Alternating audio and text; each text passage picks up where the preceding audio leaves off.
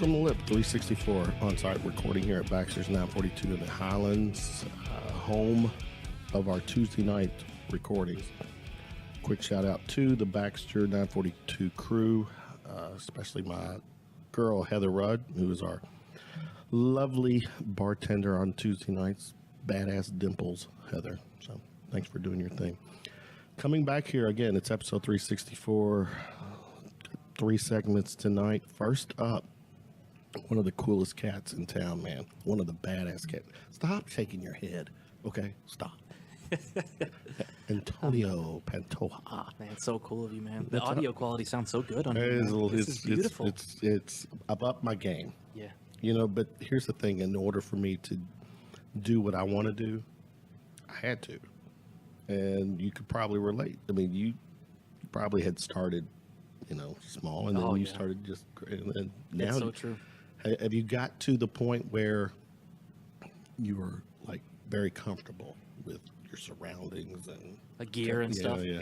I'm kind of like a gear nut. They call it gear yeah. acquisition syndrome. It's gas is what they call it in my industry. And They really do got it call it really that? bad. Yeah, Okay. I've got it bad, man. So like I bought nothing that Tums can take care of. No, oh man, I wish.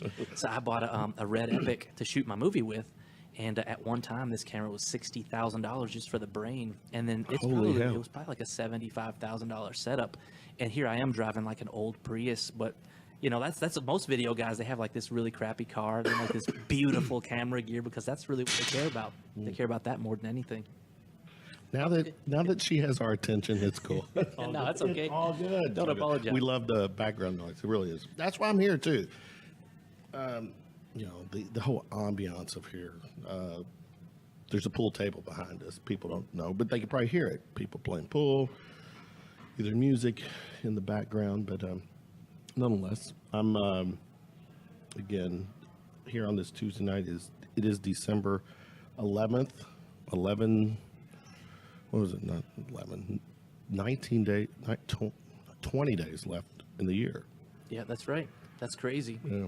We're going to get to a lot of what you've accomplished this year, but let's give a little bit of history. Let's get past you born in the manger thing, and let's go take me to the point where something visual, something that you saw started noodling in your head that you wanted to do that. You wanted to be part of some type of, you know, TV or film or, you know, whatever. I've got like a really obscure story about it. Actually, like my dad had passed away. I mentioned that to you earlier in off of air, 2009, and I had about 2 seconds of video of him before he had passed away. So I watched it a million times, and I kind of realized that you live on forever through video. And my daughter asked me all the time, like, can you tell me stories of your dad? Because he came from Peru, and he was an immigrant here, and he didn't speak English and stuff. He has a really cool story. And I said, baby, I think I told you all the stories I have, you know?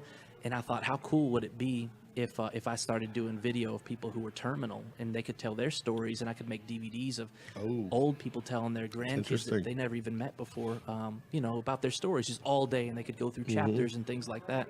And I thought that would be the most beautiful thing that I could give to somebody else. So I got a camera, and then I just begged people to let me shoot them in any way possible. I did a bunch of, you know, free music videos and weddings for people I thought were talented, and like, you know, MMA videos, just anything I possibly could. And then, of course, the initiative though was for that, and then also to take pictures of my daughter. Very cool. And so let's go back. So when you were, you know, as a child, what was that one thing that triggered you? I didn't really have it then, to be honest. But with horror films, I've always been passionate about horror films. So, like, I saw The Exorcist when I was about, I don't know, 4 years old or something. Really young. And I think that, so like, how many sleepless nights did you have after that? I'll tell you. Can I cuss on this podcast? Yeah, absolutely. So, so basically, I ruined my parents' sex life because I slept in the middle of them until I was 12 years old. Because my cousin Tracy from Chicago showed me the movie. I was so young, you know. And I think that it's as scary to some people as early as they have seen the movie. Because Right. if you see it like as an adult, you might be like, hey, it's not that scary. Yeah, right. But dude, it got me good. And then from then, like horror was my dad always loved horror. So like we didn't really talk together as a family or tell each other we love each other. We didn't even eat together. But one thing that we did do is we watched horror films together as a family and pile on the couch. So I think I've always gotten like this sense of family unity from horror films. And I posted that to Facebook one time, and a bunch of people could relate to it. They were like, dude, me too. Yeah. Like we used to watch horror as a family. And like I think when we were kids that When you you're a could kid, watch you needed that yeah. that mental protection, Yeah. from someone because the shit was scary. Oh, I think so Yeah. too. I remember watching horror films when I was young, and I'd get up. It was so scary, the visual, and I've always felt like the person or the thing was looking at me, and I'd get up and walk to behind the TV so he couldn't see me. You're kidding. It's so funny how kids are too, like, and I think that, I don't know, kids just have the best imagination, I think, and I think that's why maybe we're so desensitized to it as an adult. But sometimes I wish I could go back and have those ideas and stuff like that. Is a super cool idea that I would love to incorporate into a flick. There you go. So you get, I guess you get the bug later in life. What was one of the first kind of gigs you took on? I think that I can't remember like the first gig. I think I just shot some like MMA stuff. I was going to like this gym. I was terrible at like boxing and jiu-jitsu and stuff like that, but I loved it. Local here. Yeah, my friend Chris Griffin had opened a gym. Not Family Guy Chris Griffin, Christopher Griffin, and he's amazing at jiu-jitsu and he's a boxer and he does all this stuff. Then he had some really amazing people in his gym, so I just begged him if I could shoot him, and just anybody that would let me shoot him. And then after a while, I started doing. I've done Photoshop forever. I used to do flyers and stuff when I did music years ago, and but I never used my own photos. Right. So then I just started incorporating Photoshop into my photos and things like that, and doing like super, hyper surrealistic stuff and fantasy kind of stuff, fine art and everything. And I started shooting a bunch of that, and that led to a bunch of different things. So I just love any sort of imagery that that will let somebody become immortal and live on forever. I think that's so important. One of the things I think I said something to you. This is through our texting and stuff. I said I had a question that hit me, and I'm going to ask it. Yet I'm going to answer it, and I want you to take off with it. The question was, or is, how do you see things? And then, in a word, I thought clearly the answer is you see things differently. You see, you and I can look at the same thing, but you're gravitating probably to different things that I'm not. So can you elaborate? How when you have your eye on your directing, because we're going to talk, you do music videos, you're doing films. What is that? I don't know. Is it something that has been there with you, or did you have to pick up on it? I think that honestly, to be honest, 100%, I think that you would be more creative than I would, because I always think of my limitations whenever I'm like let's see, like this wall behind where the camera can see is beautiful here, and I would love to shoot on it, but I would think of all the limitations, like what it would cause the light to do if I put the light in a certain situation, or if I put the model too close to it, or if I shot like a dialogue scene in a movie there, how I would have to light that. But that comes with experience too, though. Yeah. And I think it's almost like it's limiting, because after all that stuff, and you think of all the technical aspects of it, you realize at the end of the day that none of that was ever important, and it's all about the story and and what you're trying to convey. That was the important thing, and that your imagination cannot be bought. And I think that is the valuable thing. And but like I think like growing through the process, I think learning my limitations. I think that has caused me to not have such a great imagination. I think that you would come up with way better ideas than me, looking at that. You're such a sweet guy. No, it's the truth. Your imagination can't be bought. That's a soundbite. Make a note of that. I like that. Videos, I think you and I came to know. Let's see, any good? For the record, guys, this has been a great day for Antonio. And he was wanting to put his phone away. And because of what today is for him, is a very meaningful day. I told him, no, leave the phone out, because if something good pops up, text, whatever, and he can, his reaction to me would just make the segment. So leave the phone out. Yeah, So my greatest day ever because I was on this show naturally. That is it. Yeah, well, I would like getting back. I'm gonna say at least a couple of years, maybe 2 to 3 years. I come to know who you were, or are, and were. And I'm just, social media is obviously very important to what you do, what I try to do, and I'm looking at all your stuff, and I've always been just enamored. I love your eye, your the way you do and see things. It's you have a very creative way about you. Thank you. When did movie wise? Give me. We've done a show before, so I'm trying not to rehash a lot of our conversations. So, video-wise, movie-wise, tell me some of the first gigs and what was that? What were those experiences like? The first gigs, I'm trying to think back on. It's been like almost 10 years now. Has it really been? Wow. Yeah, I'm coming up on 10 years, I think, of it. But yeah, so I think I shot my buddy Braylon's wedding the first time, and I said it was so emotional for me, and I was like, it was the best day of his entire life. Mm-hmm. And I think that I got obsessed with shooting weddings because of how emotional that people become on that day, and that is the best day of their life. And then I took the video home and I edited it and stuff, and it takes you like 40 hours to edit one of those. And you're seeing these two people. Now I know Braylon. He's an amazing artist, by the way, local. But seeing two people that you don't even know on the best day of their whole life and staring at these faces for 40 hours, you fall in love with them. Yeah. And I give them the video, and I'm like, I love you guys. And they're like, what is going on? This is a creep. But it's the truth, man. You were in love. Yeah, yeah, it's true. And I love the people, and even doing a music video or just anything like that, you're seeing somebody, they prepared to be there with you that day. Mm-hmm. Back then, different, because I had to beg them to get in front of the camera, but now these days, I get to see people at their best, and it's super cool. Well, when you're doing weddings, stuff like that, a lot of that is, organic. I mean, it's, you're getting the real person, a real reaction versus, for videos and stuff that's scripted, and then with videos and stuff, you're not directing the wedding, but you are directing videos and cool. film. Nothing cool yet. Come on. There's another one I'm trying to see. Sabrina Scott just commented. She was a former guest. Yeah. She is amazing. She is. She's badass. She gave me a lot of ideas for the film because she's awesome.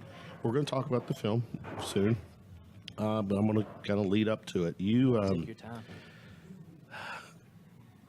Are one of our near and dear friends, Rahul Barkar. Yeah. You saw, you did his video.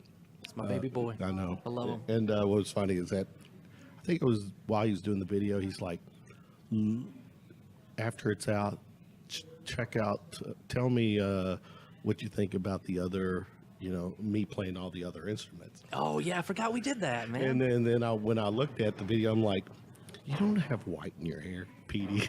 Yeah, that's right. Petey played him, man. Petey was in. That's funny you noticed that, man. You're good at attention to detail.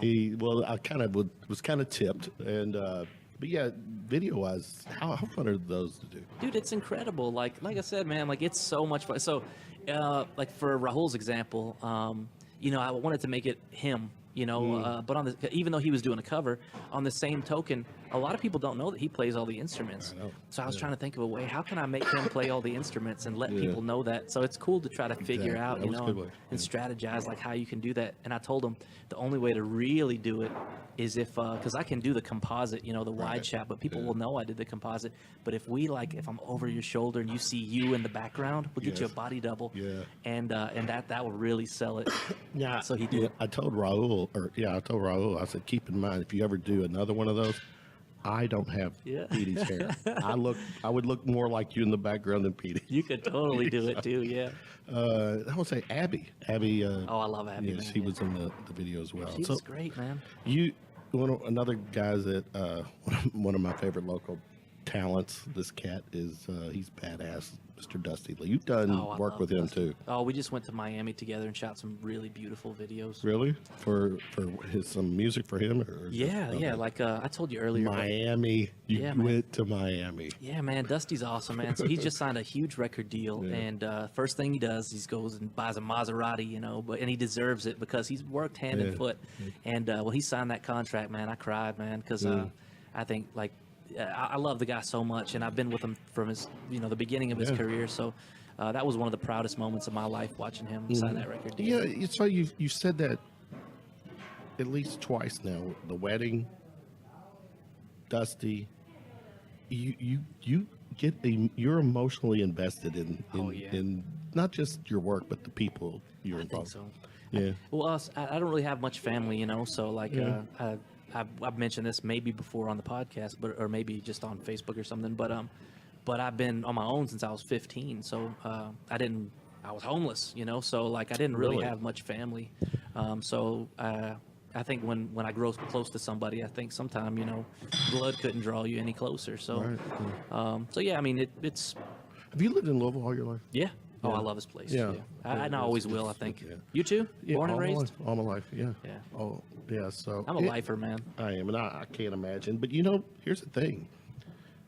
As you continue your progression, could someone take you out of Louisville?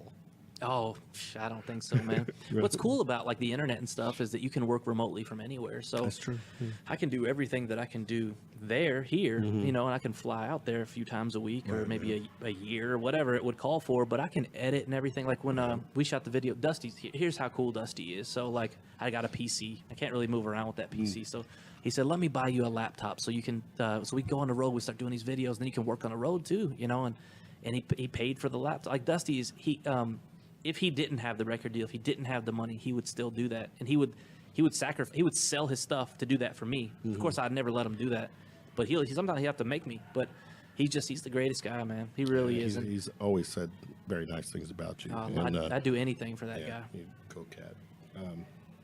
Yeah, I need to actually have the two of you on. Oh man, on a podcast one night. We'll get a brawl in this place. One of the exactly. We got some stories. I want to touch on some of those too because you have a badass. No. I'll get beat up. But luckily, if I'm with Dusty, though, I don't have to worry about it. And that was when he wasn't in shape. Now he's in shape. He might be a force now. So, I mean, he's got certain people in his videos, it probably helps for him to. Oh yeah. He'll do anything he wants with those people behind him. Yeah. All right, videos and stuff. What's is there goals? I mean, what's your staying with the music video thing? Is there goals you're trying to? Music video. I just kind of do it as a favor. Like I work with Buckshot a lot. He's like my brother, man. I love him, and he's accomplished so much, man. And he's helped me a lot and inspired me a lot just through his words. But he's so passionate about what he does. Sometimes we bring out the best in each other, and like I'll do anything for him, and like Dusty and. Some people I wouldn't work, and like it's never about money with those guys ever. Right. But like some people I just would never work with, no matter how much money, because I am passionate about doing it too. But on the same token, like I think I gotta love the music and I gotta love the people and everything's got to be right. I'm such a diva about it. I feel like now, but I've been screwed over a lot in the industry too, and I don't want to get in a project that's like a marriage almost. It is, and plus this shit's going to be on your resume too. Yeah. So you want, let's go back to one of my good guys, Rivershine. Oh yeah. Their song "To Lover." Oh you yeah. did that one. Oh yeah. John and Bill. Dave. I'm talking about the actor John Wells. Oh, John Wells, yeah. And Clarissa. I love Clarissa, man. She's another one. I'm trying to get her. Give her a shout out for me. So I want. She's a hard worker, man. I got to introduce you guys. Did I link you guys? No, I didn't. I don't know, but I got you. Yeah, a great video. Thank you. Like a video like that. Help me understand because I think I know, but you're going to just give the answer. You directed it. Did you per se write it as well as far as the They script? had an idea. Okay. Yeah, and usually I like to take all the creative control, and I feel bad doing that, but I like to do that. And but they had an idea in mind, and I didn't know those guys before. And like I said, I'm real careful. So this is what happened. They texted me, and I'm like a drug dealer almost, like with videos. It's really weird, like because I was like, how'd you get this number? And he's like, so and so or whatever, and I'm like, well, who sent you? How do you know this? I'm like, it's real weird, like, but it's not like that kind of transaction. I'm just real funky about, like, I want to know who sent that person because I don't know if I want to work with them. You know what I'm saying? Like, it's a real weird process. So I got to be real careful because I know that, like, we're going to spend, like, a lot of time together, and I got to make sure I like this person and, oh, sorry. I got to make sure I like this person and that we're going to get along and the video's going to come out good.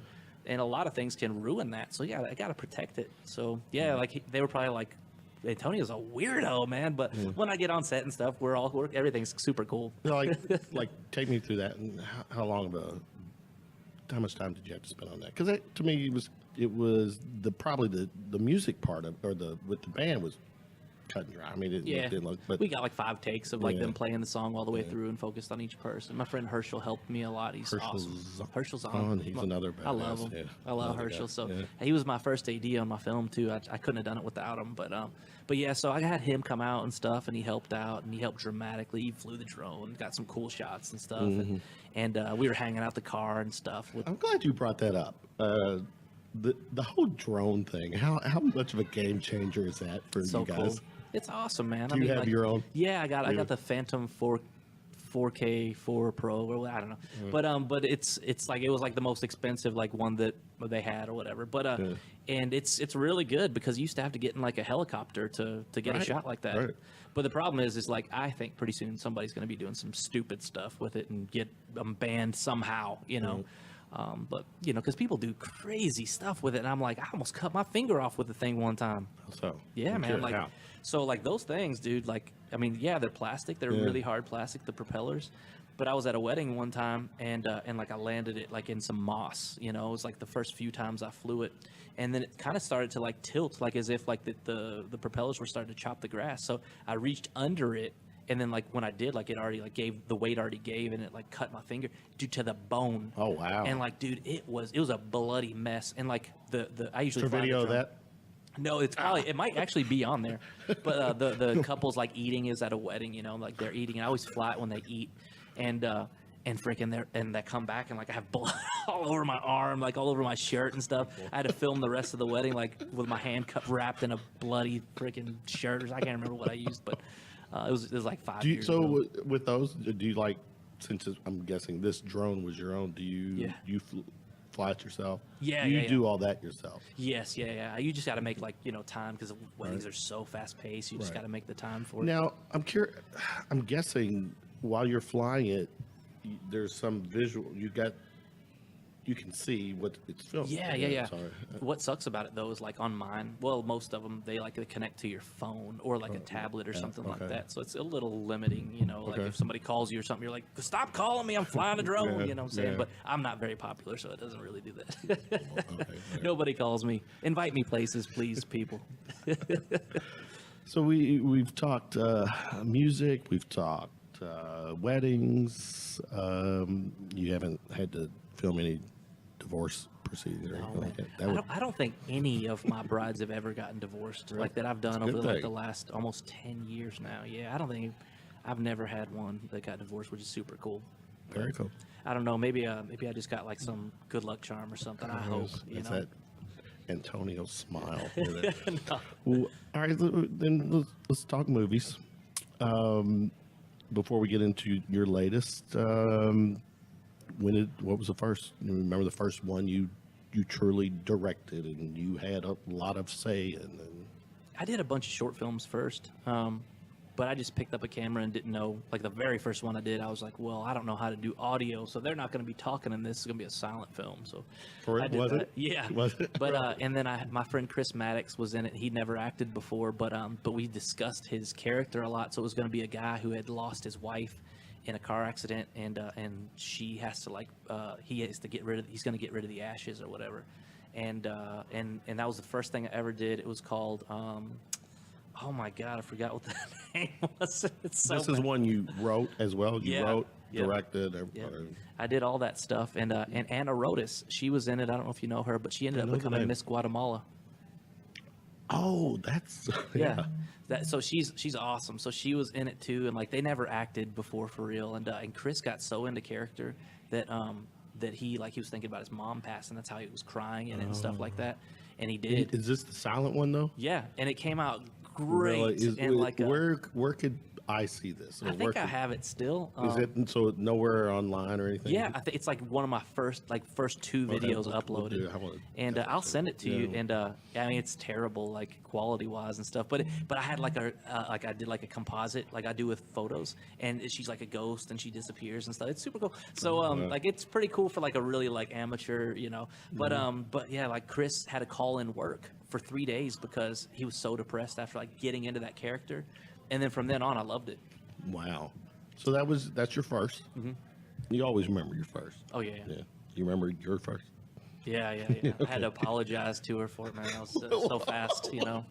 True story. So fast. So fast. Dude, I'm so sorry, man. It's a true story. Okay, I could come back later. Yeah. So fast. Yeah. That's a soundbite. Yeah. All right. It's a true story. Sadly. But I'm a glutton for punishment, you know. I love embarrassment. So I know. I appreciate your candor. So that was your first one. Take us. I'm talking now. We'll get back to movies. First movie, or girl, or we can talk about either one. But movie-wise, give me kind of your progression on. Take me kind of down this road, leading up to where we're at today. I like to compete, so I ended up getting into competitions. And I don't think I've ever gotten really a fair shake in competitions. Why is that? I think they're very political and stuff like that. And I just really, and I'm very fair on myself and my performance. So like if I didn't win, I will be the first person to admit that to you. And if I did and I didn't deserve it, I'll also be the first person to admit that. But I think I have not gotten a fair shake a lot. So I like to compete though still. Like it doesn't stop me from competing. In fact, losing makes me want to win even more. Right. So I've lost a lot. You know, like I got like a lot of awards and stuff. I'm very thankful for that. But a lot of those are not first place finishes. So I just really, really like to compete. So and that was keeping me active, like keeping me thinking of new ideas and my imagination going and things like that. So I competed in a bunch of different like competitions, a ton of them, man, just like tons and tons of them. How long? Give me a duration, time frame, years. Years. I mean, I competed this year and took second place again. So like, it's just, I'm no stranger to it because it happens every time. And it's just like, I think I've had like 35 second place finishes. Okay. I talked to my friend Autumn Cleveland, who's like, she's a huge inspiration, but she's just a badass altogether. But she became a pro this year at bodybuilding, and she's been working for that for 15 years. She's local. Dude, she's awesome, man. Her and her boyfriend are amazing. Like they're like two of my favorite people ever. Derek Sawyer, but he's an actor. He's in my last film. But anyways, so basically, she said that she was going to get almost tattooed on her because she almost always wins but never does. And and I was so depressed as hell over it. She gave me like a 2-hour lecture about like how from her perspective, and then winning her pro card, which was super cool. Right. So, it gave me a lot of inspiration to keep on striving forward. And your first film, going back a little bit, was the silent picture. What year was that? 2009, I think. Okay, so yeah, you're pushing into 10 years now. Yeah, I think, what was it called? I forget the name of it. I thought it was Ashes, but it's not Ashes. Do you remember the girl? Remains. It's called Remains. So like whenever you think that like it's called like Remains because it's like it's got a dual meaning, like like her spirit still remains. Right. And then the physical. Yeah. All right. So no, we don't have a name for the. Never mind. No. We'll keep that up. So let's. I'll ask you real quick. In the industry, because for you, you're talking about getting into contests and doing stuff, and you're in that almost category, to kind of give credit to Autumn's tat. What happens when there's somebody like an M. Night Shyamalan who comes along and the Sixth Sense is birthed? I mean, is that truly a curse? I mean, is it a gift or is it a both? I mean, because clearly that opens the door for him to pretty much have carte blanche to what he could do in the foreseeable future. But Set the bar that high. Yeah. Good God. I agree. It had I know, but equally both. And here's the thing, man, is I think that somebody asked me on a podcast recently. They said, "What if you sell that first film for $50 million?" And I said, "I would not want to." And they were like, "What?" And they're like, "I never heard that answer before." And I said, "I wouldn't want to because I love the journey so much, and I love being told no. And like today, I wouldn't have had a day like today, like." If I had level 8 warped, the reaction, right? Because I was, Yeah. in your text, we were going back. I felt it. I mean, I was reading your text, but I could feel your reaction. Thank you, yeah. man. So that makes sense. Yeah, I think you wouldn't enjoy. Like after that, then you're like, then I enter a competition after I've gotten a $50 million movie out there, and people are like, of course he won. Of course he won the competition. He got a $50 million movie out. Of course he won. Like that'd be tough. Like it'd be tough to have like a parent who's very rich, and then like you're really trying hard, and I mean maybe you're made, and you can just throw money at every problem. Then people be like, of course he won. It's so and so's son or something like that, and they would just discount and discredit all of your achievements, and all your efforts and everything. So I think it's super cool that you can. What's up, brother? that I can go through the journey without like taking a warp. Let's talk about this movie. One Must Fall. It's in the horror genre. Yes. Give us a little synopsis and how long ago did this start coming into play? So my wife let me. She left for 1 week and let me write a film. She took the kids and she was like, because I tried everything to shut my brain off of work so that I could think of the idea for the film, and I couldn't think of nothing. I went to the Floatless Weight Center, or what's it? No, that's not what it's called. The Floatless, what is that? Weightless Float Center. That's right. Okay. Weightless. You like lay in this chamber. Oh yeah. Yeah, that's what it's called. Floatless Weight Center. Floatless, wouldn't that be sick?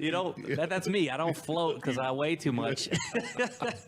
So basically, I went to that thing, and it was terrible. If anybody's considering to go to that, I was like, kept thinking of like, oh god, the water's in my ear. Oh my god, the salt water's in my eye, and like. They said you just forget about everything. You pretty much meditate in there like automatically, but it didn't work like that for me at all. In fact, I got out like 30 minutes early, and I'm like, I got to get out this mother. So did all kinds of stuff, went driving for hours, and just couldn't shut the brain off enough. And this is while she's gone or before she's gone? Before. So I tried everything to like shut my brain off to come up with an idea for the film. And then she left for a week, and then I got the idea, and I wrote the whole film in 1 week. She came back, and then like I did all the pre-production on the film, and it took it was a long pre-production process. All right, give me a time frame. When did she go out of town? So that tells me I think it was June of last year, and then in 2017. I think so, yes. Okay. I believe so. All right. And then I started working on like pre-production stuff on like casting, and I raised some money through Indiegogo through my friends on like Facebook. Pretty much is what helped me, and I had a few friends donated to that, and that raised like $13,000 or something. And then I had other friends who gave me money for the film, and like really close friends of mine who just kind of believed in the project. And then I put my own money in it. I sold my car. Like I really believed in it to that degree. Oh, wow. And I was almost on a television show for it called Rebel Without a Crew. But I got the contract back, and contractually I was obligated to be here in Kentucky to shoot. So I couldn't go. It was in Austin, Texas. The contract for Rebel Without a Crew. So you would have had to go there. Yeah, I would have had to go to Austin for 45 days to shoot the film because they wanted to cover you shooting your first film. And it's Robert Rodriguez, who did From Dusk Till Dawn. Right. He did El Mariachi. He's the El Rey network. Yeah, he owns the network. Yeah. So it's on his network now. So the show's airing right now. Like it's on every Sunday. And I just talked to Josh Stifter, who's on the show tonight, actually. He said he's going to text Robert Rodriguez my trailer. He's so awesome. I told him I was going to mention him on this podcast. Yeah, Robert Rodriguez is badass. Oh, too. he's my idol. He's a legend. Yeah. But another idol of mine, like, is helping me with the film, too, Lloyd Kaufman. He was in my film, which is super cool, and I was with him last week. But, dude, the whole process has just been awesome. Like I said, like, you don't get to experience all of those really cool things if you warp past it. You'd go right past, like that movie Click. Have you seen that movie Click before? With, we like fast forward Adam through. Sandler. Yeah. He's like, oh, this part of my life is negative. Fast forward through it.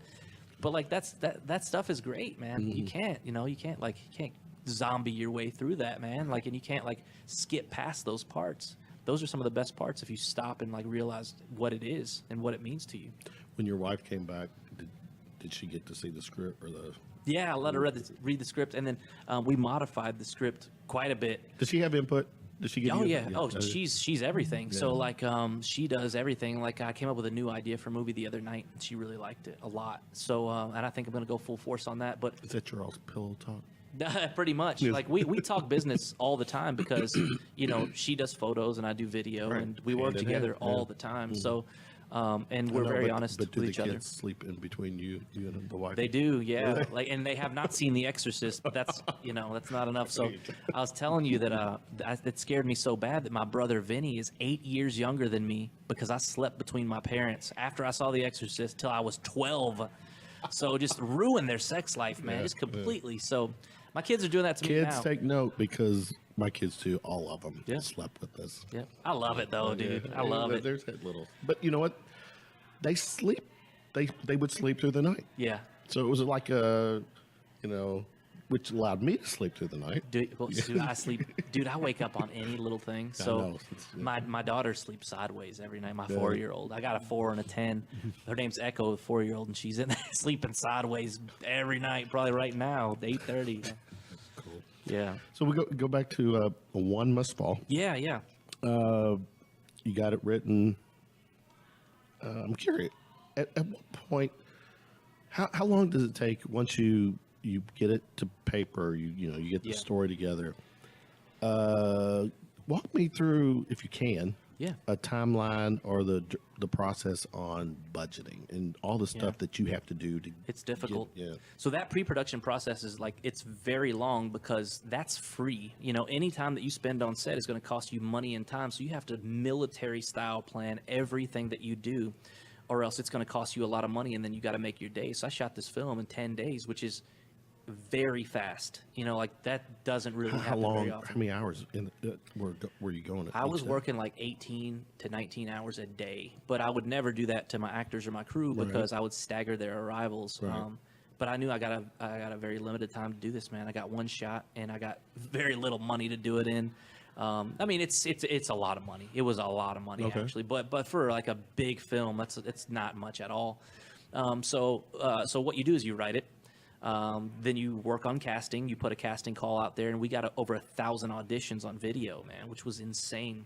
So Good Lord. you send them what's called the sides, and it's just like a piece of the script that you want them to read and record in their video audition. And for one character alone, we got 600 auditions for it. So me and my friend John Wells, who you've had on the show before, he's one of my best friends ever, but he's in the film, and he helped me with a lot of that process. We watched every single one, both of us. Are you serious? Every single one. And, Yeah. it was difficult. And so we casted from LA, Atlanta, and then here, of course, and then New York and a couple other places. And we ended up casting a girl named Julie Strebel for the lead, who was amazing and local. And then John, unanimously, everybody, he auditioned because I wanted him to, but he didn't even want the role really. He thought it was unfair. And How so? Well, because we're so close, but unanimously the investors, they were like, he's by far the best. I don't even need to see anybody else, but they did watch him. But I got a bunch of hate mail over casting John because people know how close me and John are. So they think a lot of it. Oh, it's Antonio's buddies. Or... Somebody called me the devil and a motherfucker, and they wrote me 65 paragraphs about how shitty of a person I am for casting John, and they didn't believe he auditioned. So I asked John, "Can I send him your audition?" and they let me in. And then he's like, "Oh, I gotta admit, he was really good," and blah blah blah. I understand as an actor, but they had direct access and contact with me, so I gave every single person feedback on if they were really good or not. I told them, and that's a lot of time to spend to do that. And this is all pre-production. Yeah, that's all the pre-production phase. Yeah, before you really use any. That's nothing with the budget is impacting that. Yeah, so that's pretty much free, but a lot of people really like the sides, and the sides are like I said, a piece of the script that you send them so they can read it on video. So a lot of people a couple managers were calling me, and they were saying, "Hey, your sides are really getting around," and they're like, "Hey, this guy is in Bone Tomahawk. I represent his name. I can't remember, or just random movies." And they'd say he wants to take that role, and I'd be like, "Well, I didn't get an audition." They'd be like, "Well, A-list actors do not audition," and I'm like, "Well, you have to because." And there were other people too, big name people who were throwing their name in the hat. and we're going to give me like a real, because they know I don't have no money, give them like a really good, give me a good break on, paying them.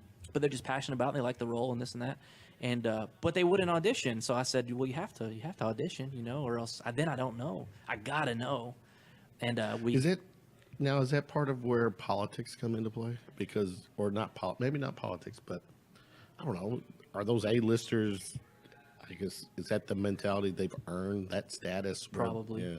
I mean, it's probably, honestly, it probably, for me to ask that of them might be like a bit degrading, but I would pursue them if I really wanted them, and like, and I'd probably get told no too. Yeah. But on the same token, like, it's just got to be right for all. This is a marriage, you're like, I was on set with these guys for 10 days, and then we had a lot of pre-production together, a lot of rehearsals together. We talk every day still. I'm putting out we're going to go on this festival tour together. We're doing festivals. That's going to be a year-long process. It's a marriage. So, and I'm going to put them in the next film. Like we're a family now. Yeah. So I think politically, like, there's a lot of politics that do play into it, but it's all got to be right, because you're going to invest so much time and money into all these people. It's all got to be right. They got to be more passionate than me about it. Well, and it's your reputation too. Yeah, I mean, right. In order for you to keep progressing, you've got to, yeah. But it wasn't a quick cash grab, so I knew that anybody that was going to be there was going to be passionate about it. Because I mean, it's not a ton of money, so I paid scale, which is what all SAG actors get paid. So whatever scale is, it's like what you normally get paid for doing a gig. I paid that, but I was non-union. Are all the actors affiliated with SAG? None of them. So I did all non-union. Okay, gotcha. So so like if you do like go the SAG route, then you'll get people on like television shows and stuff like that.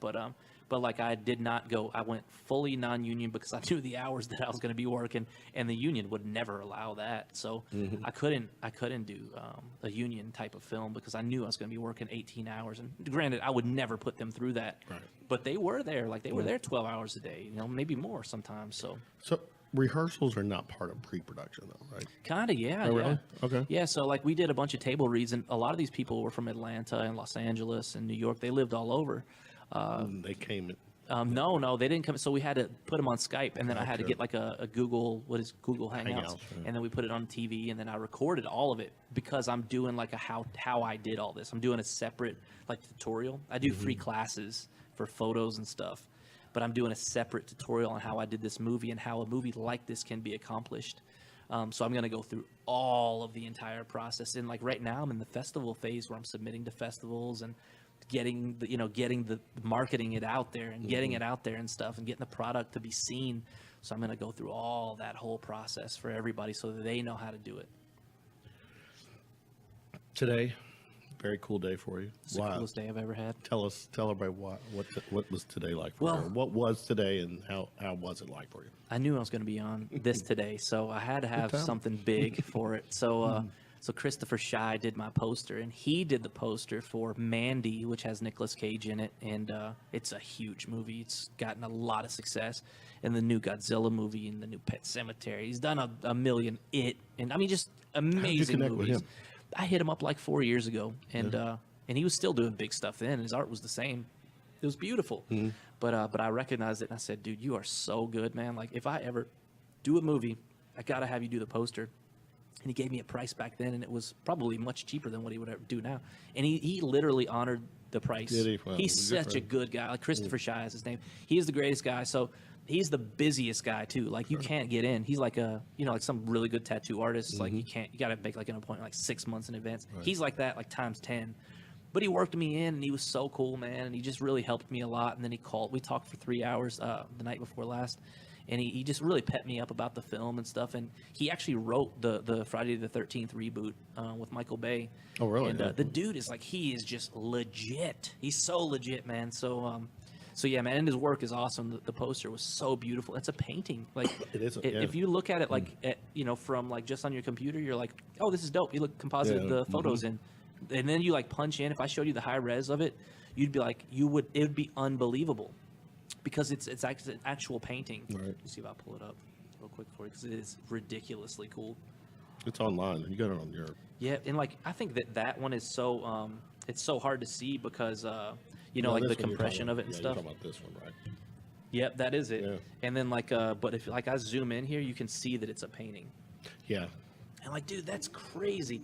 because like it doesn't look like a painting, you know, but like if you look at it, you know, like here, you can tell You he can painted tell, it. yeah. But he's so good, man. That's Julie, right? That's Julie, yeah. Yeah. Julie. She's amazing too, man. Yeah. Just, I saw her audition, blew me away, man. There was some Now, good she's ones. local. She's local. She lives Yeah. here. How much of your cast is local? Not much. I mean, I think maybe like 20%, maybe. Really? Yeah. I also cast my other best friend, Todd Proctor. He's like my brother. We've been best friends for 20 plus years. I mean, 25 years or something. And he never been in a movie. He never really done any acting except in my stuff. But I put him in everything because I love him, you know, of course. And yeah, man, he ended up, you know, I put him in it, and he's a lot of people's favorite character, most people's favorite character. No, he's a lot of people's favorite character in the film. He's just great. He's natural, and I just wrote him. I just wrote things that he would say and do, and he killed it. Everybody was so impressed by him, and he did such an amazing job. He brought something else different to it. But when he got the script, he's like, "You really did put me in," and I said, "Yeah, man, I'm going all in on you, man. You know, like I'm betting on you for sure." Yeah. But I paid him just like I paid everybody. Right, I did take advantage of the friendship because the he's the truth, man. Right. Give us what is the story about? So the story's about a girl gets fired. Hey, later, man. She gets fired from her job wrongfully. There's a bit of social commentary there, like with the Me Too movement, kind of. But she gets fired wrongfully. She's been sexually harassed like every day, and I witnessed it in the office environment myself. But this is in the '80s, where it might have been even more acceptable there. So, but I had to figure out how to get rid of cell phones because I feel like they have ruined slasher movies. So I had to do a period piece, and man, it was hard. So anyway, goes back. This is in the 80s. 1986. Okay, so there is no cell. Yeah, no cell phone. Ruined the horror movie, the slasher movie. So mullets. Yeah, I do have. Maybe there might be a mullet or two in the film. Really cool 80s music, 80s props that took me forever to get, and Taylor helped me too. But anyways, so she gets on a crime scene cleanup crew. She's got a weak stomach. But the people who, like, this is a real job. They're the first people on the scene of a crime. Right. You know, they clean up body parts and everything, you know, and they become pretty callous to it. But somebody new to that job, they are not callous to that job. So I always thought, man, like, what if the killer, like, because a lot of times the killer's not apprehended right then and there. Like, what if there was this gigantic warehouse where he killed a bunch of people and he just never left?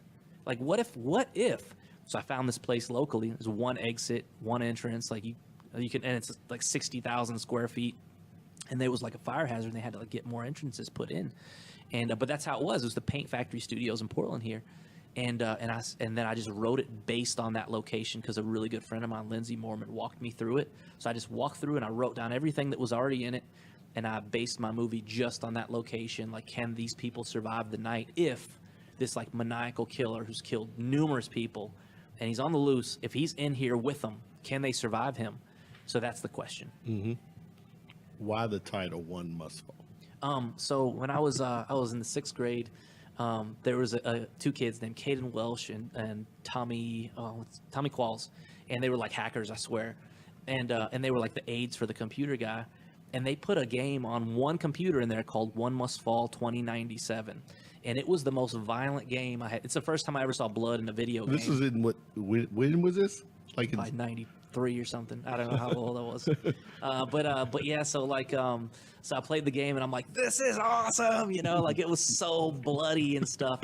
And then, and I was like, man, if I ever did anything cool, I'd call it One Must Fall, you know? And like the game went away and stuff like that. One Must Fall 2097. And I thought it was such a cool title, you know? And then as I'm starting to work this story together, I start thinking of the name over and over. And I'm like, dude, this is like the perfect name for this story. I just felt like it was. It's such a cool story, or such a cool name. So I incorporated it in and had some had a cool like callback for me.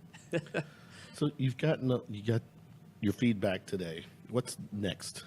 Dude, I got some really good feedback. So a festival reviewer hit me up, and I portray like there's an African American woman in the film, and there's a gay man in the film, and they have like very prominent, strong roles in this film. And she hit me back, and she said in the review, it's the first time I got reviewed by a festival because I submitted like 36 of them. Is this the Bloody Disgusting one? This was not Bloody Disgusting. This was somebody else. But they said that that they've never seen an African-American woman or a gay man portrayed like that in a film, and because they usually have bad stereotypes in film, because maybe it's I don't know, maybe it's that's who's not writing these films, but But with me, I shot for a gay magazine for many years. So my stereotype was they're very strong and they're very loyal and they have been up against some pretty rough stuff and they came out on top. And they're very resilient. Right. So that's what I portrayed both of those characters in the film, and she got it, man. And that was so cool because nobody's really watched it yet. I've just got a festival screener out. So she's like the first person to watch the film. And it was like the most raving reviews. And she's like, you have a great career ahead of you. You need to submit to all the festivals. And she was just saying some really cool stuff. And I didn't expect that. I'm so close to the film that I don't know if it's good or not. I mean, I could tell. Oh, I mean, thank you. You wrote it. You directed it. How much, what's the best way how to say it? How much input do you allow others? Oh, all of it. Do you really? Yeah, man. So, so I know that like if you put me on the free throw line, I'm not going to make every shot. I'm going to miss a lot. So, what an analogy. Yeah, I gotta. You know who gave that analogy to me? One of my best friends. He passed recently. His name's Andre Green, and God rest his soul. He was amazing, but he's got a lot of quotables. But anyways, so he told me that, and I thought that's me too, and he always said, like give people a chance, and that was his analogy to me, and it made so much sense. And then Stephen King said, write with the door closed, come up with the ideas with the door closed, but rewrite with the door open. And what that means is take everybody's input. You might not use every single thing that everybody says, but I make sure that even on set, people are not gun shy to tell me when things aren't right, because they do have great ideas, man. And like these people, like the actors, they become this character. They take it very seriously. If they're gun shy and they're scared to bring up the fact that something's wrong or it doesn't sound right to them, right. Like Rob Zombie, for example, he will not let anybody change anything in the script, even if it sounds bad. I've heard that, yeah. And when you hear that dialogue, sometimes you're like, this does not sound right coming from this person, and I do not want that. Right. They got to make it their own. And I, to be honest, man, Christopher Shai told me that I owe it to my actors to write the next film, use all the same actors. He said, write to their strengths, because you owe it to them for giving you an A+ performance. And dude, I'm telling you, man, like I'm so proud of it. And like a lot of violence is in my trailer, a lot. Like what Bloody Disgusting said about the trailer today is awesome. But what did they say? Give me some quotes for it, because I got you did show me the trailer, and I was like, I think it was 2 words. Yeah. Good Lord. Oh man, but it was really, it dude, was thank you, it man. was good Lord the good way. Yeah. I mean, it is like, wow. They said some pretty crazy stuff about it today, and I was so proud of it. But I was going to tell you something now. I totally forgot. But I'm gonna read you like what they said. I didn't give away anything. That's what I wanted to say. Okay. A lot of violence is in there, but people are going to be like, you gave away everything. I gave away nothing. So it says, the artist that created the ridiculous posters for Mandy and Godzilla has created the art for the first time. Director Antonio Pantoja's indie One Must Fall said Bloody Disgusting as the exclusive, along with the film's absurdly violent first trailer. And then it says, while the trailer is plain vicious, the film is described as an 80s horror comedy and blah, blah, blah. But I was like, yes, man, that's so awesome. It is a comedy. It is. So like, I don't know if you guys, listeners know, but in the first act of most horror films, it's a sleeper. It's pretty much a lay down, because nothing happens, man. And I said, I'm not going to do that to my audience, man. I want my audience to be entertained. I made this so that people are entertained. While there are like very political statements and political posture in this film, I really want them to be entertained. So I led with comedy in my film. That way, when you watch the horror take place, it's the contrast of it is so much greater, I think, when the horror happens. That's a good point. Yeah. I like that. Because you're going from one extreme. Yeah. Well, actually, you're laughing, and then all of a sudden you're that emotional extreme. Yeah. You're in you are placed in a completely different emotional state, a different state of mind. And then when you see what happens in this film, it will take you completely by surprise. And that was the whole point. I've never seen anything like that, done before. So I really wanted to try that very obscure style of writing, and I hope that it works. Very good. What's next? I mean, we've got a set date on the premiere. Yeah. So today I committed to a premiere with Horrorhound on March 15th through the 17th, and it's going to be in Cincinnati, and some really cool people are going to be there. So I just found out today like who's going to be there, which is so awesome. Real quick. So real quick, Christina Ricci's going to be there, Nev Campbell's going to be there, Meatloaf, Christopher Lloyd, Doug Jones, who was just he played in Pan's Labyrinth, and he was in what's the fish movie? Called, the sex... yeah, that right. one. And he was also, you remember the film Hellboy? He's everybody. He was in Silent Hill. Is he like some? Is he the contortion? Yeah, dude, he's awesome, man. So Dylan McDermott, Robert Patrick, Pauly Shore. I mean, all of them, dude. This is like it's going to be the coolest thing ever. This is in Cincinnati. It's going to be in Cincinnati. It's I think it might be the biggest horror convention in the country. I know it's definitely one of the, and I think it was one of the biggest or the biggest festival in the country. So like horror wise. So this is a huge honor to be able to, like, I didn't think they would ever even watch my film, you know, but for them to have me do the world premiere there is of the highest honor. Wow. I can't believe it, man. I'm so happy for you, man. Man, thank you so much. And you're gonna come back and do something for here. I'll do anything, man. No, I meant not the movie. Oh, premiere it locally. Yeah. So they have to take over the world premiere, but I'm definitely doing a Kentucky premiere, and I don't know how much they seat there, like if they have like a huge capacity theater, but I think we can bring maybe 1,000 or 2,000 people out here. I know it would be packed here, so I thought about getting the Palace. So I've already been talking to them, and I thought their capacity was like 4,000, but their capacity is like 2,300. And they said, "You think you can fill it?" I said, "I think I can, man. I think I can." I will do my part to help you fill it. That's so cool of you, man. Cool. That's so awesome of you. Well, let's do this. I'm gonna do my part to help promote it. I would love to us reconnect after your premiere. I would love to have you come back after the Cincinnati premiere. Get your true reaction. Oh man, and, I'm going to be on another level, man. I'll be so excited. But I love it for you, man. I just can't wait, man. I'm going to beat the street and promote it so hard, man. It's not my audience, you know. Louisville's my audience. I'm born and raised here, but man, I'm going to hit it so hard. That genre, though. I mean, it's what the movie is, and I'm rooting for you, man. Man, thank you. I just hope people give it a chance, you know. And like at the end of the day, I want them to like it.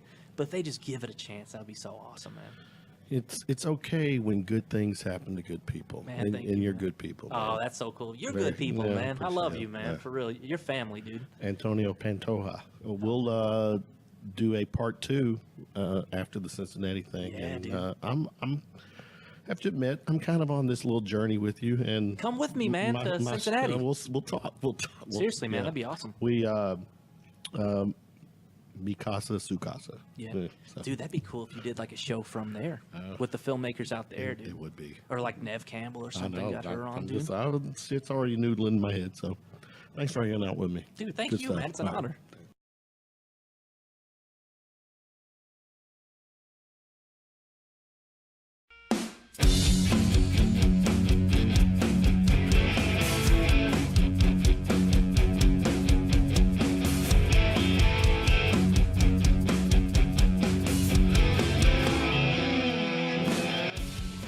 All right, next up here at Baxter's 942 in the Highlands, it is Tuesday, December 11th, episode 364. Next up, Mr. Kenneth Tyler. Mr. Kenneth Tyler, King 16, Royal Minor Talent. KT, can I say KT? Do you ever go by KT? I've absolutely gone by KT in my past. Several nicknames. I feel like when you have the name Kenneth, you get Ken, you get Kenny, you get Kenneth, you get KT. I respond to all of them, equally. You know, it's funny, my last name is actually Anderson. It's a funny story why it's on social media as Kenneth Tyler, but I toured with several bands growing up. So I was just out of college. Growing up. No, seriously. I was with like the Musketeers. I mean, you're only like what, 28, 20? Well, it's funny. Like I went to college for like music technology and business. I wanted to do recording stuff, all production.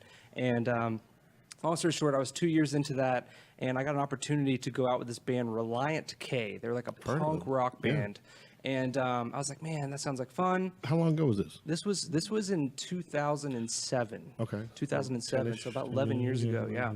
And so I went out with those guys as Sling and Cotton, merchandise managing. I was on Warped Tour with Blink-182 and Amber Lynn and all these really cool bands. did that with those guys. Great guys. I can't speak highly of them, more highly of them. Incredible people. I was with them for about 4 years. Then I went on to Switchfoot and Cold War Kids and Lady Antebellum and Paramore and all these amazing artists out on the road doing assistant tour management work and merchandise managing and that kind of thing. But it's interesting because the whole music angle, I got a little bit homesick in that process. And so, yeah. You ever get homesick? I do. I just, I've seen so many great places, but I wanted to bring it back home. But we were talking about Kevin Cummings before this podcast started. You're good friends with Kevin, right? Yeah, here's a little quick story with Kevin. Kevin, who I've gone into his horn, I think Kevin arguably is one of the best frontmen in town. Talent-wise, 1,000% agree. But he's also a great entertainer, too. When you see him on stage, he talks. I mean, he's very engaging. His banter is just like bar none, right? It is. It's hilarious. And I got to know him through Wildwood several years ago, and we're out at one of his gigs. And I guess in between sets, I'm talking about the podcast and about going on location. And I don't know all the logistics of the conversation, but basically he said, well, I do a standing gig Tuesday nights at Baxter's. You should come and look at the back room. He's like, I think that would be a cool place for you to podcast. I came out here and it was like, absolutely. So since March, history was made from Kevin Cummings. It always is. Good God. And you could argue that the inception of this podcast is from Kevin. Yeah. So, a little bit. No, he does. He does. And I started in March here, and I love it here. But you're talking March 3 years ago. No. March of this year. Oh, this year. Got it. Cool. So the whole visual now, the video part on location. I love it. You got a great spot here. Yeah, and it's actually, you hear that? It's just so quiet. Now it's quiet. Very, yeah. But I like part of coming and doing it here is the whole ambiance. Is that either some music playing, conversations going on, maybe someone's hitting the pool table or whatever. But yeah. I like it. Very organic. Yeah, very. But Kevin, super talented. I'm totally in agreement with you. One of the best frontmen in the city. And let's not kid yourself. There's plenty. There's a lot of great talent in the city. Love the music scene here. Louisville's got a great scene. But, man, Kevin's so good with people. He's super funny. Great voice. Funny, my business partner with King 16, we'll get to that in a minute maybe, but his father-in-law is a producer out of Orlando, Florida. Actually he cut his teeth with the Allman Brothers. Oh, wow. And he's got an amazing studio in Orlando, Florida.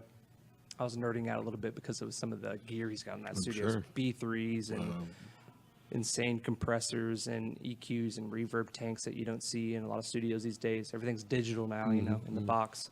And got to hang out with him for a little bit and actually got the show. Kevin doesn't know this, so it's the first time I guess he's hearing this via podcast. But he'll actually be here about 9:30. We better wrap up soon. You got to wrap up by 9:28, right?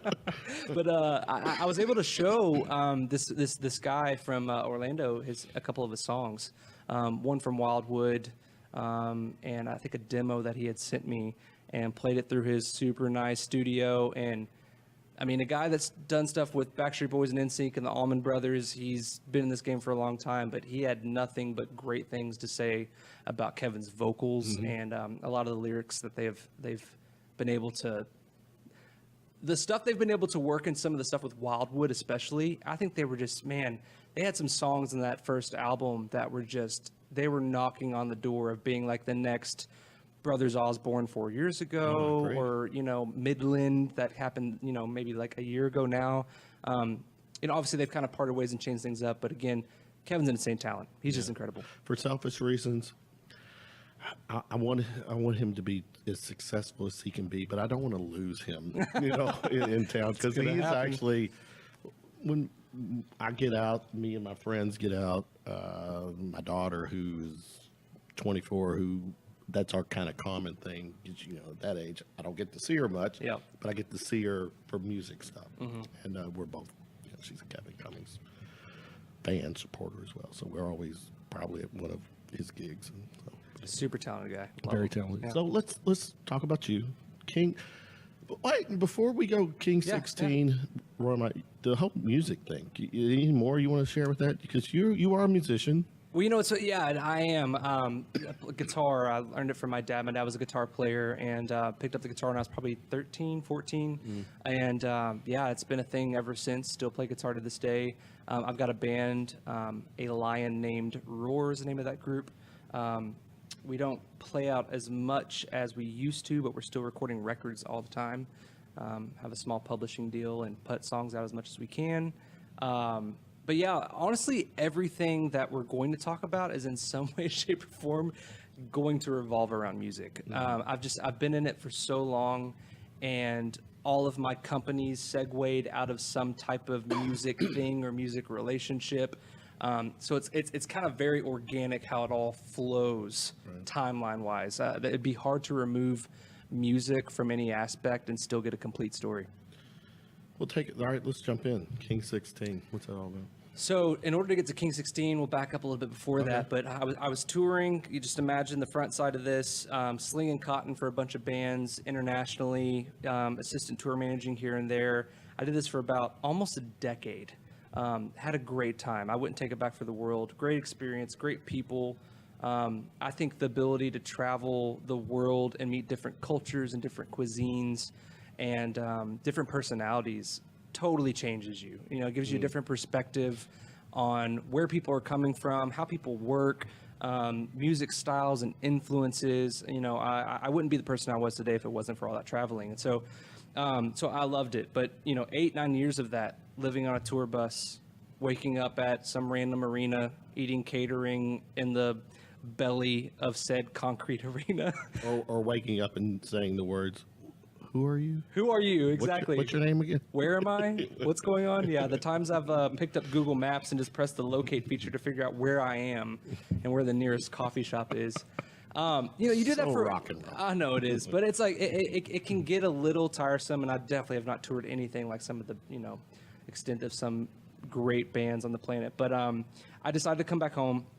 I was like, okay. And look, and this has been This is home, yeah. all your I'm life. actually from Brooks, Kentucky. Shout out to Brooks, Kentucky. Brooks, the whole was it Bullitt County. Bullitt County, baby. You went to what, Bullitt Central. Bullitt Central, I did. I'm Yeah, doing yeah. a little homework here. Yeah, I'm a down home Kentucky boy.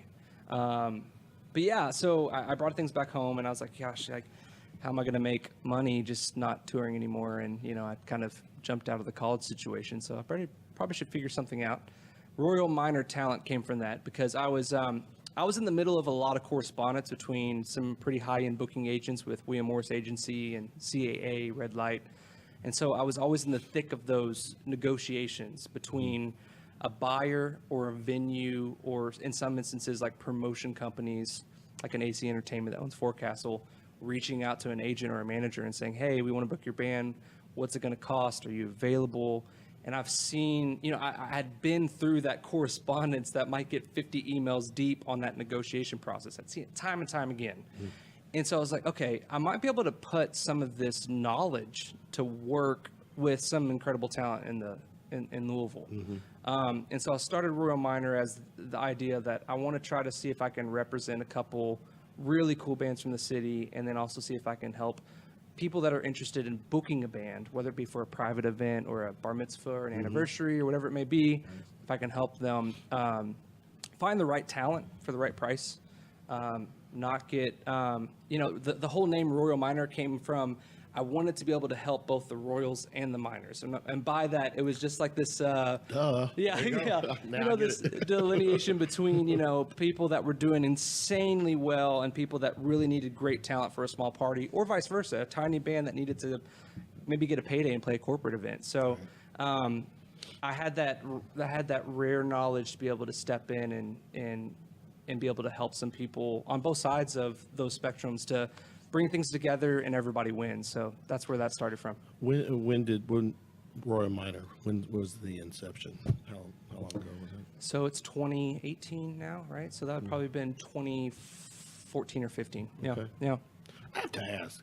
Yeah. How old are you? I am 31. Okay. Yeah, So 31. you look young. Thank so when you.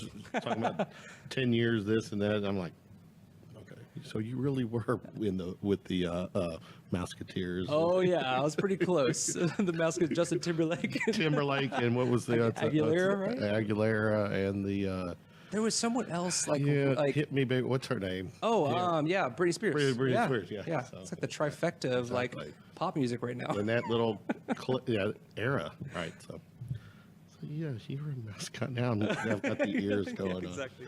So that's Roy Meyer, and obviously you're, as you said, you're catering to both kind of ends. Well, yeah, it's interesting. I think there's a lot of people out there that are either just agents, they represent an act or a band, and their whole job is to make sure they're getting gigs, they're getting opportunities, and they're represented in a way that they're not going to get a bad deal or they're not going to be taken advantage of. But also, too, what's great with what I'm doing is I also represent a lot of buyers, a lot of people that do annual events, have corporate, opportunities, or maybe they're not even corporate. They're just a really amazing family get-together picnic thing or something on a Mike Lenning's or something. There's a lot of cool people out there that are looking for great talent. And just some people, I love music. I know you're a big rock guy, right? Yeah. That's like kind of your bread and butter, right? Yeah. What you been listening to? Rock is my go-to. It is your go-to. My all-time favorite band, as nerdy as they are, I still love them. Rush. Oh, yeah. All-time favorite. Well, of course. But I'm, Duran. I'm all kinds. I'm just everywhere. You dabble in the 80s. A lot of 80s, but Love it. I'm 51, so I graduated high school in 85. You do not look 51. Well, I appreciate that. Thank you. At all. And so yeah, 80s was huge for me, and I still am very loyal to a lot of those 80s bands who are still putting out new stuff. If they stop putting out stuff, then I kind of distance yourself. Yeah. But, 80s and rock, though. 80s and can't go rock. wrong there. No, and There's so much going on just in that decade and that genre that I feel like you could be happy for a long time. Yeah. And it's funny, a lot of like, it's why I'm going to bring this up. Toto, Africa. That song was an early 80s song. How is that? You explain to me. How do those? Weezer's trying to capitalize on the fame. But that song is popular now. It's more popular now than it was probably then. Yeah. How does that shit happen? It's interesting. Like, honestly, I think it's very hard to contest great melodies. And you have to be honest, that melody is very iconic. The groove's iconic. But you're right. Why did that? I think that we might be on the precipice of a new era in music. I think we're going to see a turn. I don't know if it'll be in a month or it'll be in 3 years. But I think there's this like proliferation of technology that happened in the last 4 years, where everybody's got a MacBook and everybody's got Pro Tools, and so. I'm not going to name anybody, but we've got some pop music coming out right now that's really bad. It's exponentially bad. And some that's absolutely amazing. But they've got lots of followers. Oh my gosh, so many social media followers. So YouTube followers and we'll continue. I know where you're going with this. But it's like, I think there's the technology thing has really, it's really saturated the amount of music that's out there. And so I think we're going to start to see this turn back into good songwriting and good melodies. I really think that songwriters that have great vocal chops, guitarists that are really proficient on their instruments, and those pieces coming together into groups, I think we're going to start seeing that again. I mean, we already have great songwriters like Bruno Mars, or it doesn't matter which way of the genre spectrum that you go, but great songwriters that have incredible musicians, but they're studio musicians. Right. But we're starting to see this resurgence of groups that they're a band. They play together and they play really well together. And so I hope to see that thing turn a little bit. So going back to Toto, that's a great melody. It's a great song. It's very iconic. The rhythm, the tempo, the meter, all of it is just very iconic. And I don't know. Maybe there was 5 years where people were sleeping. Yeah, maybe. I don't know. I'm surprised you being a kid, No, yeah, being a kid and all. Yeah, being a kid and all. Gosh, I was a weird kid though. I think half my. You know what? Nice little segue. Take us back down memory lane. Oh, what was the kitty Kenny like? Hey, I had a pretty stellar childhood. I mean, again, grew up in Bullitt County, so if you can imagine my home as a kid, One level ranch, not massive, kind of out in the sticks a little bit. Definitely a gravel road to get there. Definitely remember walking at least 50, 70 yards to get to my bus stop when the sun wasn't up. Let me guess. Up a hill, both ways. Kind of was though. I don't know. In the snow. Barefoot. No, I think I got a ride on the slow, or at least was able to take a sled. It was one of the two. Yeah. But well, you know what? Actually, there's never any school when it gets really actually very cloudy at that part of town. Oh yeah, and Bullitt County would cancel on a dime. Jefferson County, not so much. Not so much, but yeah, it is what it is. But yeah, no, I had a great childhood. My parents actually played music. So my mom was an incredible vocalist. My dad played guitar. They were in this band called the Venturas. This is going way back. If you remember the Monarchs. Yeah. And the Venturas, those were kind of go-to. They were in the Venturas. I know that band. Yeah. Okay. That's my mom and my dad were in the original Venturas. Okay. Wow. The Harveys, Denny and Gary Harvey. And so, they grew up playing out all the time. Bars, gym porters, Bloomfield Festival for the Tobacco Festival, WAMZ events back when Coyote Calhoun was doing WAMZ. I miss Porters. Oh my gosh, Borders. Yeah, so I think they played Borders before. Borders. Yeah, Borders. That's right. Sorry. Sound like a B, right? Yeah. But it's Phoenix Hill. They were in that scene for a long time. So I remember growing up as a kid and couldn't go to the bars. Obviously, I'm 8 years old or whatever. Go to my grandparents' house and stay the night, and I get picked up the next morning at noon. And my family put food on the table, honestly, for a long time playing music. So I've been around music for a long time. But going to my influences growing up. I wasn't listening, when it was 97 and, Lou Bega or something has a single out or, Cisco. Come on. No. Well, I'm like, hold on. You brought up Lou Bega. I want you to give me some of the lines from that song. Oh, gosh. Come on. You're putting me on the spot because I literally, I remember the song, but you could sing, right? Come on. Don't make me Google. Someone let's ride and something about a liquor store around the corner but I really don't wanna or something. That's the guy too. Maybe I'm thinking of a different. Is it the ones? Vega was the one guy that had the song with it named all the chicks. Yeah, a little bit of Monica in my life. Exactly. A little bit of Reba.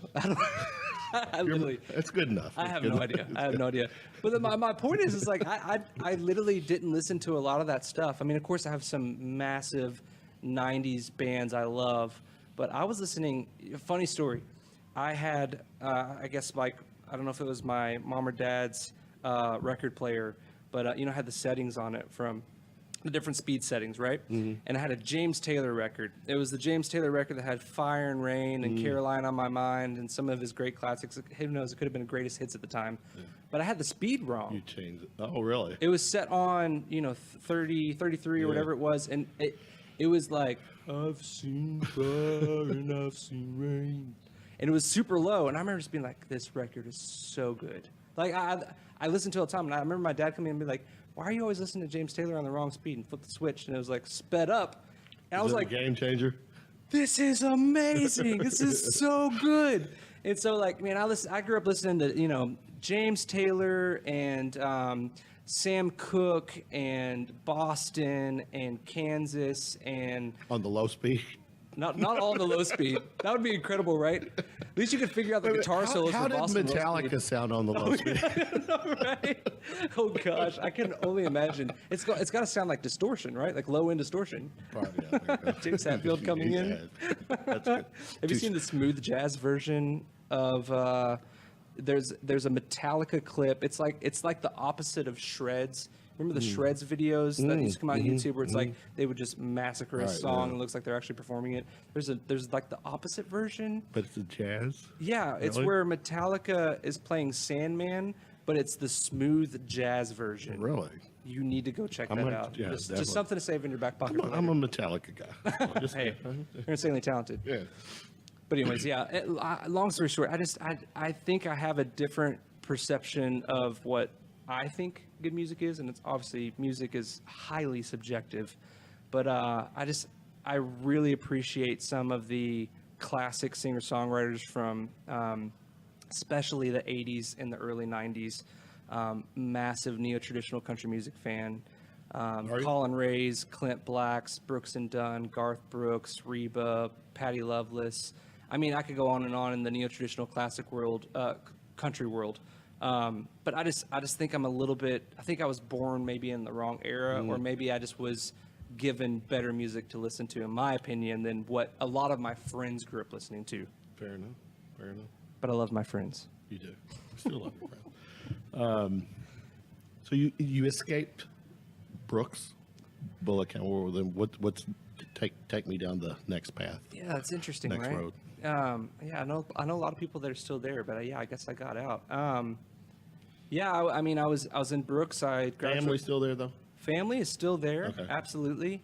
You know, I was touring. You know, I think I lived at home up until about 25, 26, just because I was barely ever there. You know, I had Yeah. a whole little apartment room upstairs with my parents, and I'd pop in for a few days or a couple weeks, and then I was out again for 3 months, and I did that for about 8 years. Yeah. And yeah, escaped Brooks and came back, and now I'm pretty much in downtown Louisville, just outside the Highlands here in Bushel. So Very cool. yeah. So you do the music thing, and now you're representing the music people. What are my knocks when it comes to the whole Louisville music scene is the lack of originality. And I know a lot of that is not because of for lack of original musicians. It's the opportunities for venues to Sure. support it, play Yeah. it. How do we make that change? Or is it even possible to? Well, I definitely don't want to discount some of the truly original artists in the city, because, as you know, there's several There's of them. some, yeah. But I think I agree with you. There's a real missing link, or there's something going on where we're maybe lacking, or our diversity or the depth of what we have to offer is a little bit limited. You wonder if that's exposure. I Well, don't you're know. saying is that who has to offer a venue, or do you feel like? I think you would agree. I think there's enough local talent, original music talent, that can go and play at a venue, and But I guess ultimately it's this, right? It's that Very difficult to be to not only to make a living, but just to be in the green as an artist or a band. Yeah, it's very difficult. And right now, not trying to knock any type of massive corporations or anything, but we've got a lot of venues that are owned by parent companies that are not controlled out of Louisville. That's a good point. And we've got brand ambassadors or representatives on behalf of those companies that do their very best to help the local community out. But it's an uphill battle. It's not easy.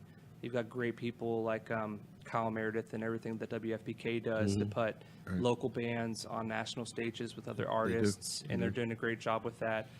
Even some of the local radio stations on the country side and the pop side too. I've seen DJX and is it WQ? What's is it the Wolf? Sorry, what's our local country AMZ, and the other one QMF?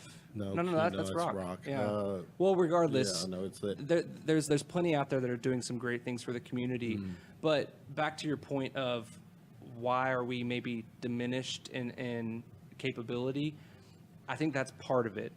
I think the other part of it is maybe you get so many brick walls that you run into, and you can't get over that hurdle, and it happens a few times. And I just think morale drops, honestly. I think it takes a real special breed of a band or a lead vocalist or pop songwriter to really just say, yeah, I tripped up on that one, but I'm going to go at it again. Right.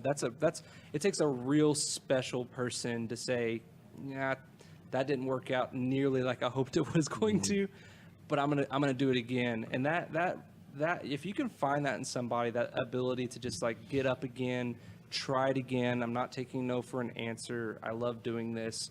That passionate person ultimately prevails. And it makes you wonder, are we lacking a little bit of the persistence? Yeah, that's a good point too. That's like a band that I went, I've followed locally.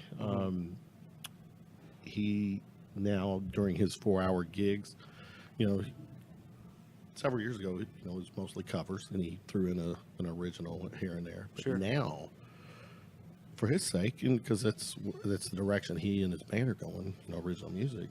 Most of his set is, when I say most, probably 55-60% is original now. Sure. And it's, I guess that's.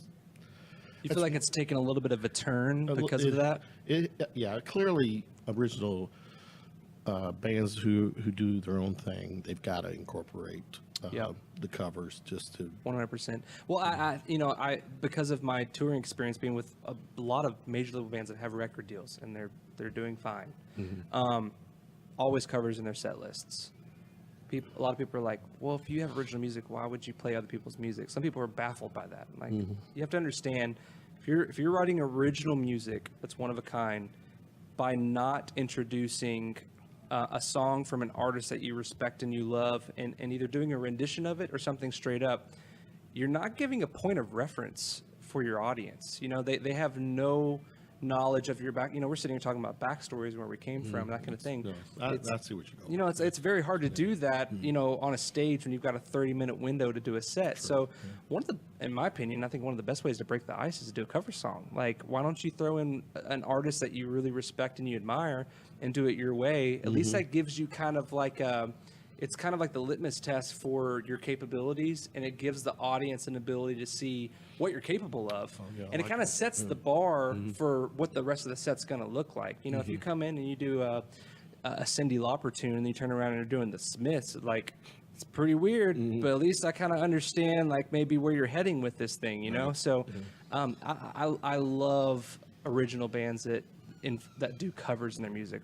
I have a band and we play out, and I don't think we've not had at least one cover song whittled into our set at some point. Yeah, but I think to your point, you spin it, you do the song your way. You're not playing it per se, right off the show, and so you're showing yourself. Yeah, absolutely. Yeah. I mean, you've got different inflections with your vocal or the way that you play the guitar. I mean, I've seen country bands. You've seen Fire and you've seen. I've seen Fire and I've seen Rain.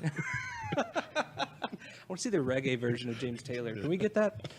No, I think I've seen country bands do David Bowie. It's cool. It's cool to see. It's cool to see a shoegaze band pull out a massive pop hit from Justin Timberlake or something. Like, I love that stuff. Yeah. Mash it up, meld it, see what happens. I like that too. Yeah, same. That's what's King 16? King 16 sounds like a strip club a little bit. Does. Yeah. Can we go there later? Why not? Yeah. No, Royal Minor Talent was my thing for. It's still my thing. It's still alive. I'm still doing a lot of stuff. Still, very much a part of that business. But one of my really good friends and now business partners with King 16, his name's Mike Brady. Shout out to Mike. Mike was the right-hand man, executive assistant, if you will, for Steve Wilson of 21C Museum Hotels. Been with him for at least a decade. Steve Wilson, if you don't know him, incredibly talented, visionary, art collector, done great things for this community here in Louisville, taking a massive risk with the first 21C Museum Hotels property here in Louisville. And now I want to say they're going on like maybe 10 properties across the U.S. and potentially about to be in some other countries probably. Who knows? They're growing fast. But I know they at least have 8 properties. And anyways, Mike had been working with Steve for many, many years, and Mike had been throwing a lot of really cool events alongside 21C and things that Steve was doing at the time. So you saw Mike being involved with these really cool derby parties. More specifically, the 21C derby events that were happening downtown. Some really cool things happening throughout the city during Derby Week, and I was doing Royal Minor Talent and booking entertainment. Well, we kind of crossed paths because what's a party without entertainment? So I was, yeah, exactly. So I'm finding myself at these events, and we keep crossing paths. It happened several times, and just developed a little bit of a rapport with one another. And you know, I really appreciated like his timeliness. He was just always on top of stuff. Never would let the ball drop. You never were questioning if something was booked and it was complete and things were on schedule and an invoice was on the way and everybody was taking, the band was going to get a check. You never had to worry about that with him. It was handled. Like, you never had to question it. So I was always a massive admirer of his work ethic. And I don't know, we had a conversation at one point. It's like, I'm doing talent a lot. It actually all came to a head at this thing called Hermitage Grand Gala. This was about 4 years ago. Junior Bridgman, I don't know if you're familiar with him, but yeah, Junior, another does great he guy. own like every Wendy's now or something? It's not like, You know, the Wendy's guy, right? Yeah, well, so I think he started out there. I know he's got a lot more companies than just Wendy's. Now he's actually, I believe, Coca-Cola distribution on like for the whole, probably like 9 states in the region. Yeah, he's a big deal. He's big time, yeah. So, you know,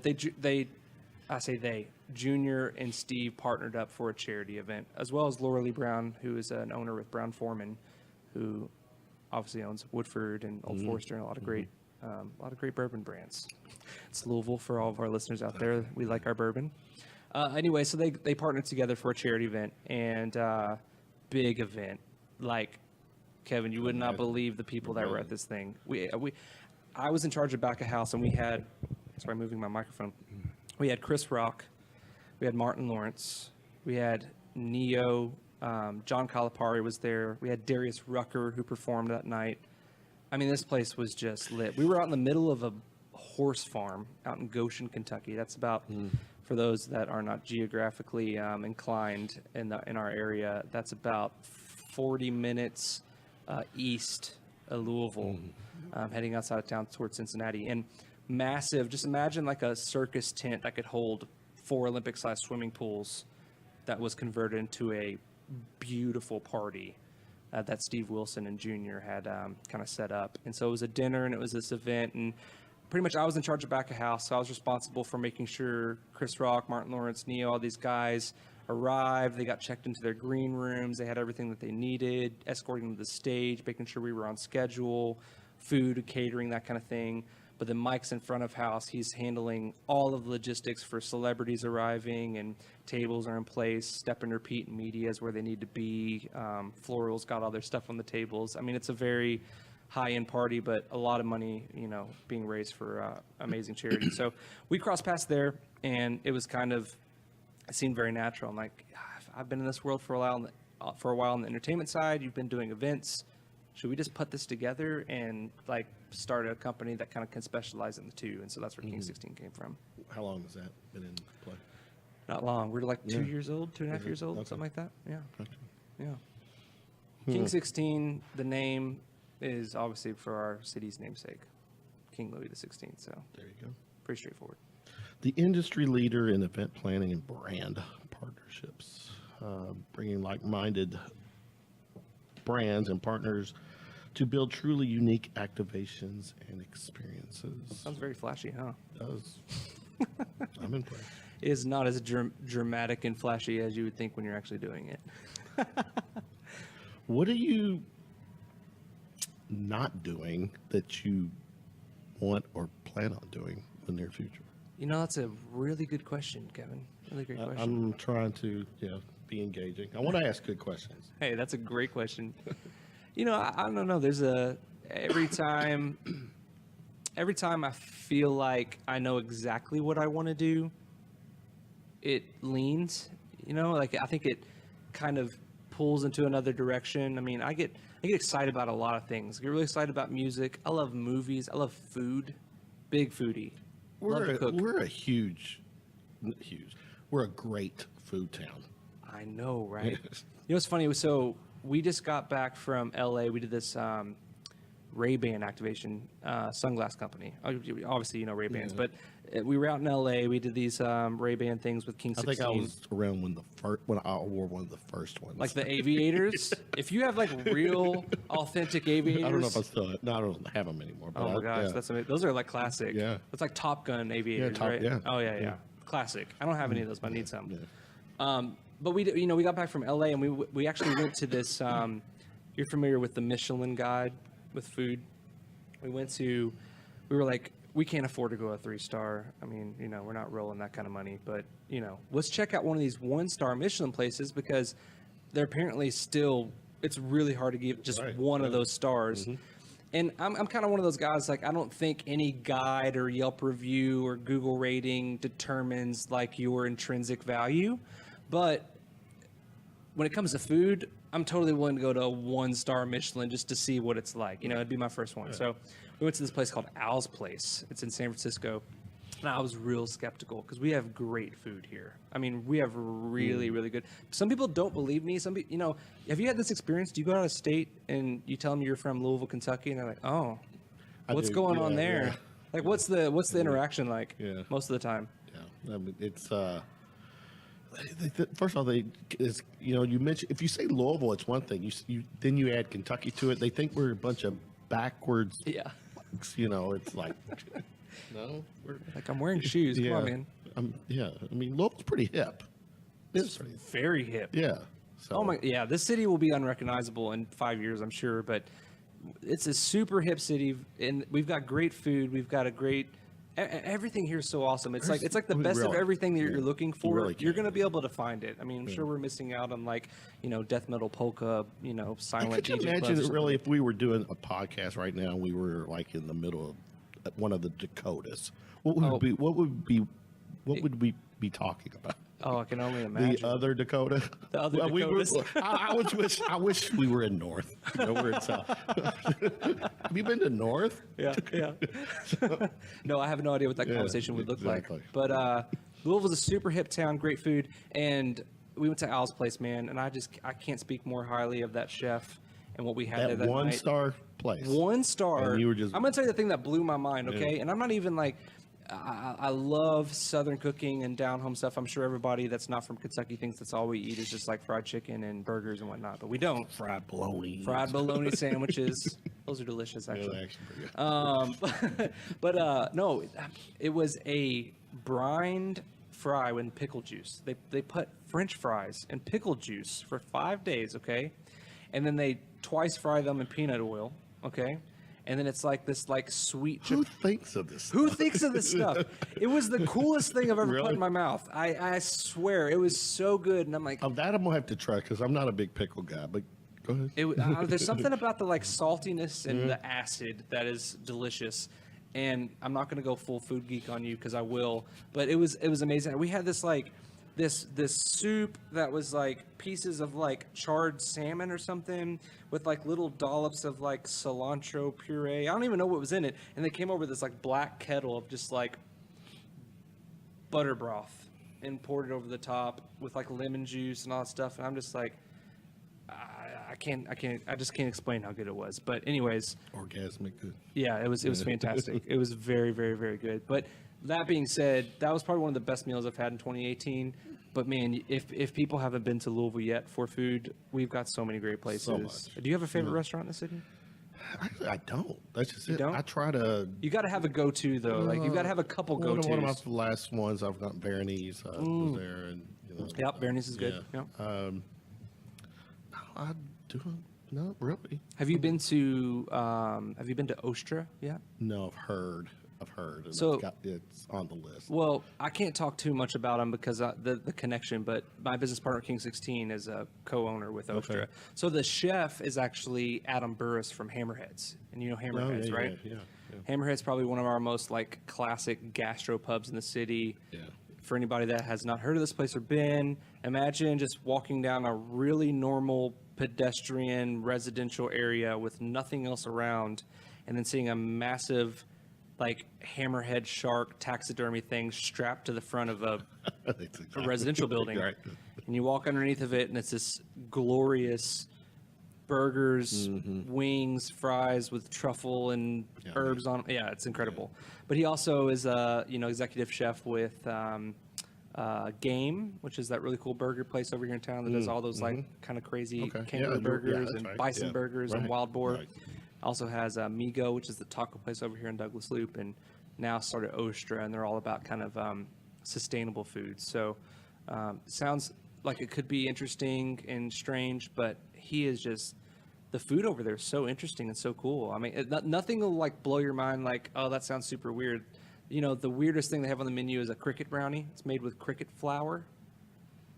Yes, that's the reaction I wanted. That's the weirdest thing. I promise it's the weirdest thing. Try it. But the next thing on the menu that's like weird is like, like a duck grilled cheese that's amazing. It's just absolutely amazing. It's like a barbecued grilled sandwich with cheese on it. Like, who doesn't like that? You know, they've got amazing ceviches and sushi-oriented stuff. It's an incredible spot.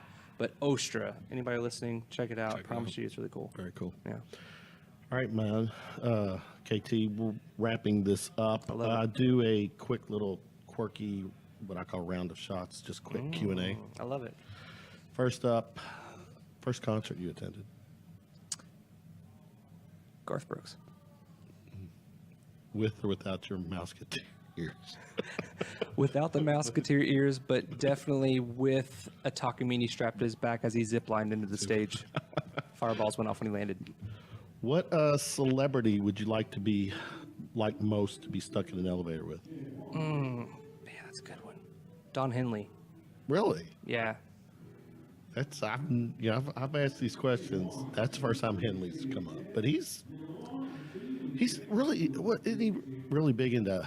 He's a big activist now, or maybe I'm thinking somebody else. Well, I mean, I don't know about the activist side, but man, he's obviously of the Eagles, but he's insanely talented, amazing songwriter, voice of an angel, and he seems like a wizard on some other level. I don't know. I just want to have a conversation with him. He's very good. Yeah. Very good. Yeah. Pizza fan?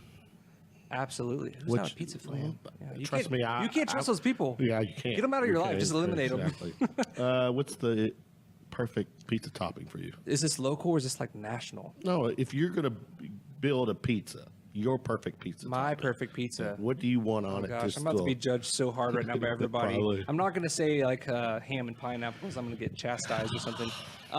Man, honestly, like I like a good balance of like like something spicy. So maybe like a red pepper, like obviously cheese. I'm fine with like a great marinara sauce and some cheese. But like maybe like red peppers and then like maybe like sausage and then maybe like something that's got like a little bit of like sweetness, but not pineapples. So I don't know, like sweet? I don't know what's. Well, I'm just trying to think like if I do sausage and I do some red peppers. I probably would do, I don't know, maybe like a green, like a spinach or something like that. Okay. Yeah. Fair enough.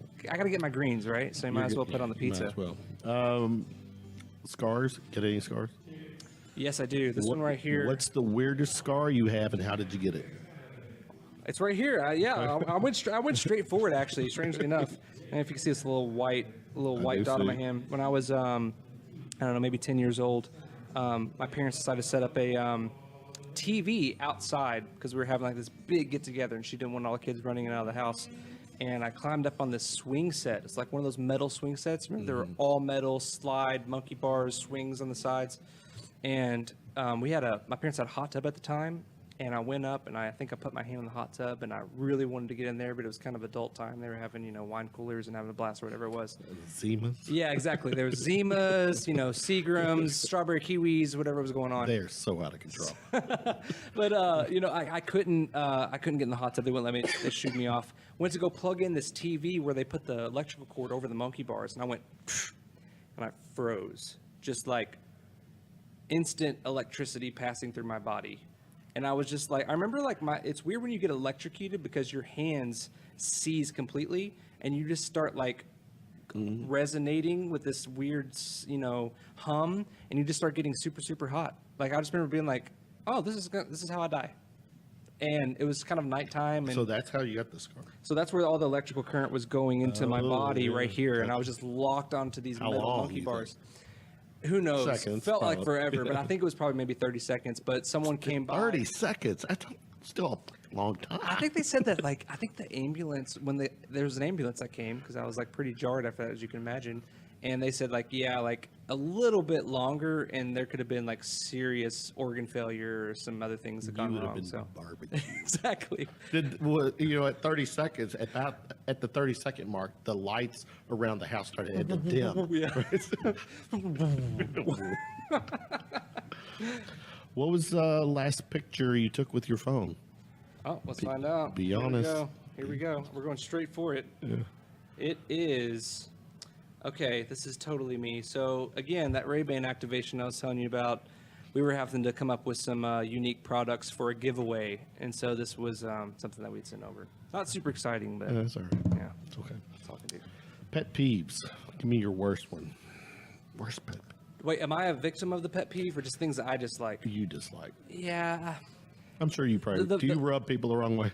I try not to. I'm trying to be. No, that's not what I asked. Do you rub Do I? people? Oh yeah, absolutely, absolutely, for sure, 100%. Don't try to, but it happens. My pet peeve probably is, man, it's honestly the kind of the vanity that I see on social media these days. That constant need for attention of people to want people's respect and get the likes and get the hearts and all of that stuff. It's a little bit of a pet peeve. I just think so many people spend so much time looking for affection and want to be liked and want to be, you look gorgeous or I love what you're doing or you're the best. And it's like, I don't know. I got a little bit of that. Just do what you love, work your tail off, and just let it be what it is, Yeah, social media. It is a huge part of what I'm doing with this show, and I'm Yeah. sure with what you're doing. But I absolutely, Incredible tool, right? absolutely hate it. I Yeah, despise it. yeah, yeah. I know you touched on Don Henley, but I don't think this is the same. Give me a musician you'd like to play with. Brad Paisley. Well, Yeah, I wouldn't be able to hold a candle to what he's able to do, but I love guitar. I've been listening to music for a long time, and I grew up hearing guys like Chet Atkins and, listening to great guitar players, whether that's Brian May or, Don Felder. There's just so many great guitar players, but Brad Paisley was one of those guys in country music that my jaw was on the floor every time I heard a solo. He's really good. He's just so talented. So if I could hang out with that guy for a little bit and jam with him, that'd be a blast. Is it better to beg for forgiveness or ask permission? Beg for forgiveness, always. You go for it, huh? Yeah, yeah. Right. Well, yeah. I mean, I guess there's rare instances where obviously you want to get absolute permission, but especially in business, I'd much rather have my client's interest at heart and beg for forgiveness if we made the wrong, move. It's a superpower you wish you had. Oh, easy flying. Like, Yeah. definitely. I Yeah. agree. Last one. If you had access to a time machine and you can go anywhere in the past Oh man. to observe, Yeah. not to not to observe, just to observe. Not to change it. Kev, does this guy look familiar? Look at this guy. He's been Speaking of the devil He's himself. been here for 50 minutes. Yeah, so How you doing, man? I'm doing great. Welcome. yeah, here's part we'll Yeah. hold that thought, but part of the me doing the podcast here. Get to Is he hear gets to Kevin. drop in whenever he wants to. He drops. That's it. He See, does. the only thing he- I was missing was the Kevin Cummings, the thing that we were supposed to advance, but we didn't, with the little emblem here. Exactly. How about it? We'll messed work that on up. that. Yeah. We need that. Yeah, we need that. Yeah. Need to make that happen. Yeah. We talked on Kevin. He's a great entertainer, but he's a great talker too. So he comes on. We always have good conversations. We try to do Absolutely. it right before he does his gigs. Oh yeah, I've seen some of the past episodes. you? They're good. Yeah. Yeah. Controversial. We had one episode that you would love. It didn't get recorded on accident, but it was the best one I ever did. Isn't that how it always works? Yeah, religion. You guys get that take? I crushed that one. Sorry, we're gonna I had a philosopher friend come up from Lexington, and we nailed it for like an hour. And it Yeah. didn't record. See this thing right here. Do you know what this is called right here? A dongle? It is called a dongle. Not people knew it. He knows every shit. Well, I don't know. the but dongle that particular night, I lost every segment because the dongle had a short. Oh, my So the gosh. audio did not come through. It was Hey, just, you're not the only one with a short dongle, man. exactly. Last one. You're on time machine. Anywhere in the past to observe. God, You're not- I'm like a fly on the wall. Well, I mean, you can maybe interact, but you're not changing the past. Yeah, and you yeah. don't get to mow down the Romans to keep the guy from going on the cross. Donald either. Trump's childhood, maybe. Ooh. Sorry, I'm not getting into politics now, but I figured I better drop that bomb before I That leave. would be funny to watch. Yeah, yeah. I don't know. Maybe like a set to Back to the Future just because of the irony, but yeah. Yeah. I like that. Yeah. Kenneth Tyler. Good stuff, man. There's- Hey, thanks for having me, brother. Appreciate it. anything while he's on, can you just drop on us? Hey, you just send me a text and I'm here. I'm always down for the banter. No, I'm This guy's talking got about. great choice Give of me, bourbon. give I me, know give me a you're- quick Kevin Cummings story, real quick, a minute or less. One of your favorite stories about him while he's here, and you'll share with us. Honestly, man, what I love about Kevin is like he's just willing to be thrown into any situation as long as you can put a microphone in front of him and give him an acoustic. Yeah. I mean, like he's just like so pro. And an like, audience. Yeah, you give him an audience. Somebody like, to just listen to. gonna step in here. I'm gonna do what I do. He doesn't need any prep. Like there's no prep required. Like where are we? Doesn't matter. What state are we in? Doesn't matter. That's Is this definitely a- how I feel. Democratic conference, Republican conference, doesn't matter. Give me the microphone. Let's do this. That's what I like about him. So yeah, Same here. I don't think there's any specific story, but this guy's a pro. No, Yeah. I'm with you. Yeah. Anything to add about Kevin? I just know. Don't you do this to me? I love this guy. Anytime I'm like, man, I think I could get this amount of money if I talk to them. And then I'm like, wait, I'm terrible at this shit. I should just sing and shut the fuck up. And then I'm like, hey. And then I talk to him, and then he gets me like way more than I would have asked for. And I'm like, selling myself like, he's just way better at business than I could ever I imagine. didn't realize there was the connection until he brought it up. Yeah. Yeah. No, Kevin's awesome. I mean, he's just again like we've got a couple gigs coming up for you, right? Yeah. I mean, I think 3 or 4. a lot of people don't. It's like he's been such a staple in the local scene. All these awesome residencies throughout town. He's opened up from national artists, from Brothers Osborne and Brett Eldridge. Like, who was the guy that we played for at the waterfront? It was like raining and pouring. Who was that? That was band? Brett Eldridge. Was Brett Eldridge? Yeah. Like, this guy's opened up for some like The national NRA thing, yeah. Yeah, big time artists. And there's a lot of people in this town that still don't know who he is or hasn't seen him live and that kind of thing. So I'm just trying to make sure people are aware of who Kevin is and what he's doing because he's incredible. He's And we're gonna insane. have hopefully he's gonna be involved. We're gonna do like a video soon of either it'd be like audio and have a video, or probably just like a video of us actually playing. Yeah. So you can see how we actually sound. Yeah, Instead of all the, tricks you can do in there. I want to like show us like, hey, I can do this for real. Yeah. Even without the auto tune. I'm a real boy. Yeah, he can do it. Yeah. Kenneth, thanks for hanging out with me. Thanks, Kevin. Good stuff. Appreciate it, man. Nice Yeah. to meet you. Absolutely.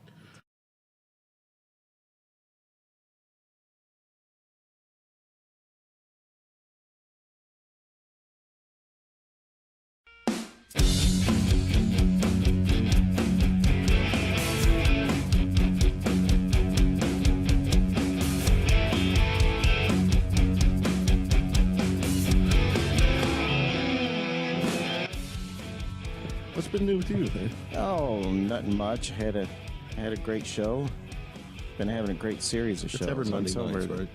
It's every Monday night, except recently it's on the third Monday night. Our buddy Tez of 2 Deep has Monday Night Live with Tez, featuring R&B and hip hop artists. So and that's you really guys are great. still staying totally local. Yeah, right? yeah, totally. Well, define local though. Our we call it local and regional. So it's all of the state of Kentucky, southern Indiana, what borders basically Louisville, Right. and Kentuckiana. Kentuckiana. That's right, and Cincinnati. We go as far as So you- Cincinnati. okay. Yeah, because there's bands in Newport. So what do you do? Newport and Florence. Right. What do you? We go across the river here to Clarksville and Jeffersonville, Right, New so it should be Albany. fair enough. So it should be fair enough. You're you just know. right across the river. Right there. across the Fair river. enough, fair enough. Yeah. So it's, yeah, we're 3,300 artists. Forgot the latest count. On 3,300. yeah. Good Lord. Yeah. It's unbelievable the amount of talent there is. And I'm thinking I think we passed the 36,000 mark on the songs, individual tunes on the playlist, and keep adding more. So All original, local original music. yeah, all local. I love that. There's a few covers. You know, we have Robbie Bartlett. She's a cover artist, yeah. and Carly And Carly then Johnson. those are the ones you have to worry about.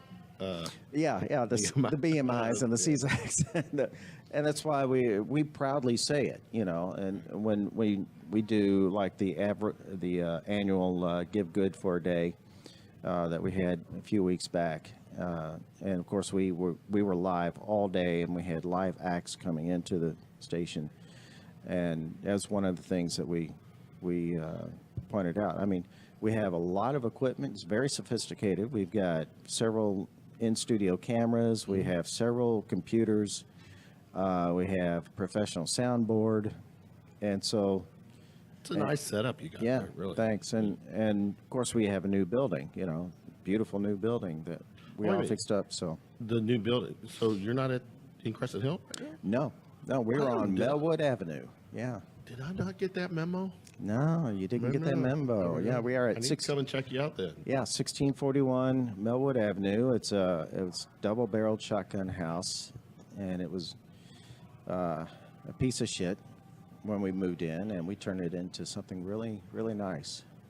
Full kitchen, nice green room, and very proud of it. We all pitched in and fixed it up, and so very proud of it. And it's got an upstairs with a conference room and an office for Jennifer, our marketing specialist, and it's really cool. It's all volunteer, you know, over 40 people to keep that running. But again, you know, we paid all the fees too, to keep it legal, and that costs money. So And that, how are you all going about? Is it fundraising? How do you all? sponsorships Get a lot of mostly. sponsors, We've okay. got some great sponsors. Good. So we're proud of that. My show picked up a couple of sponsors, the George Brothers Guitars and Al Fresco's recording studio. So very proud of that. And it's not that expensive. So all you got to do is go online, WCHQFM.com, and find out how to be a sponsor. And it's tax deductible too. It is, right. So You know, on an earlier segment, I brought this up, but I'm glad you're here because I want to elaborate more. You know, just talking about the whole BMI ASCAP, the fines when it comes to cover music. Why can't we get more original music out in the town? Any remedies to that? Your ideas? Well, Tyler had a good point, you know, because I have original tunes, but 80% of my 4-hour playlist is cover tunes, because people need a point of reference. You know, they need something they can relate to, and I like the point that he made was you're setting a bar, and I understand making, and I was told this: if you're going to make a cover, do a cover tune, make it your own. But then there's like James Taylor, which is who I love to cover, and I try to play the guitar as authentically as possible because it's James Taylor. it's James Taylor.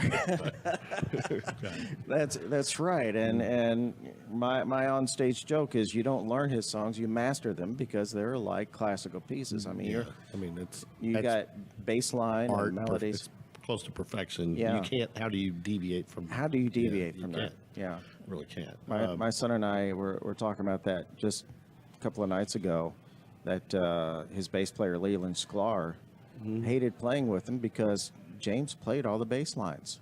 Really? So what do you do when you're a bass player? And What did he do? he just followed the bass Just line on the okay. guitars. Yeah, okay. And Leland Sklar, that's another kind of legendary bassist too. So. Yeah, magnificent bass. You know, and I said this to Kenneth Tyler on previous segments. You know, like a band. I'll actually say the name, Shane Dawson. Oh, absolutely. Great young talent. He's incorporating he does his cover tunes, but he is incorporating now. He does, I don't know how many sets, but he'll devote one full set Yeah. to originals. Yeah. And he can get away with it now. Right. Well, when I say I mean, they're good stuff. Yeah. And he keeps Accept it, keeps yeah. the audience engaged. Yeah. And he's pushing, Yeah. adding a song every now. So there's times I want to say I've seen him play where I think, yeah, definitely depending on the amount of time he has, where maybe the originals are there's more original than Right. covers, but he's getting away with it. Right. People are still responding to it. Right. Right. And I guess that's kind of the way to go. Yeah. It depends on the situation too. A lot. Well, it also depends on if obviously, if you got good or just because you have original music doesn't make it good. Good original. Yeah. So there's Yeah. yeah. You're right. It's got it. Yeah. Yeah. Because I'm heard not somewhere- going to call you. I'm not going to try to call you out or throw you under the bus. But not every one of the. How many of the original songs you have on you all have now?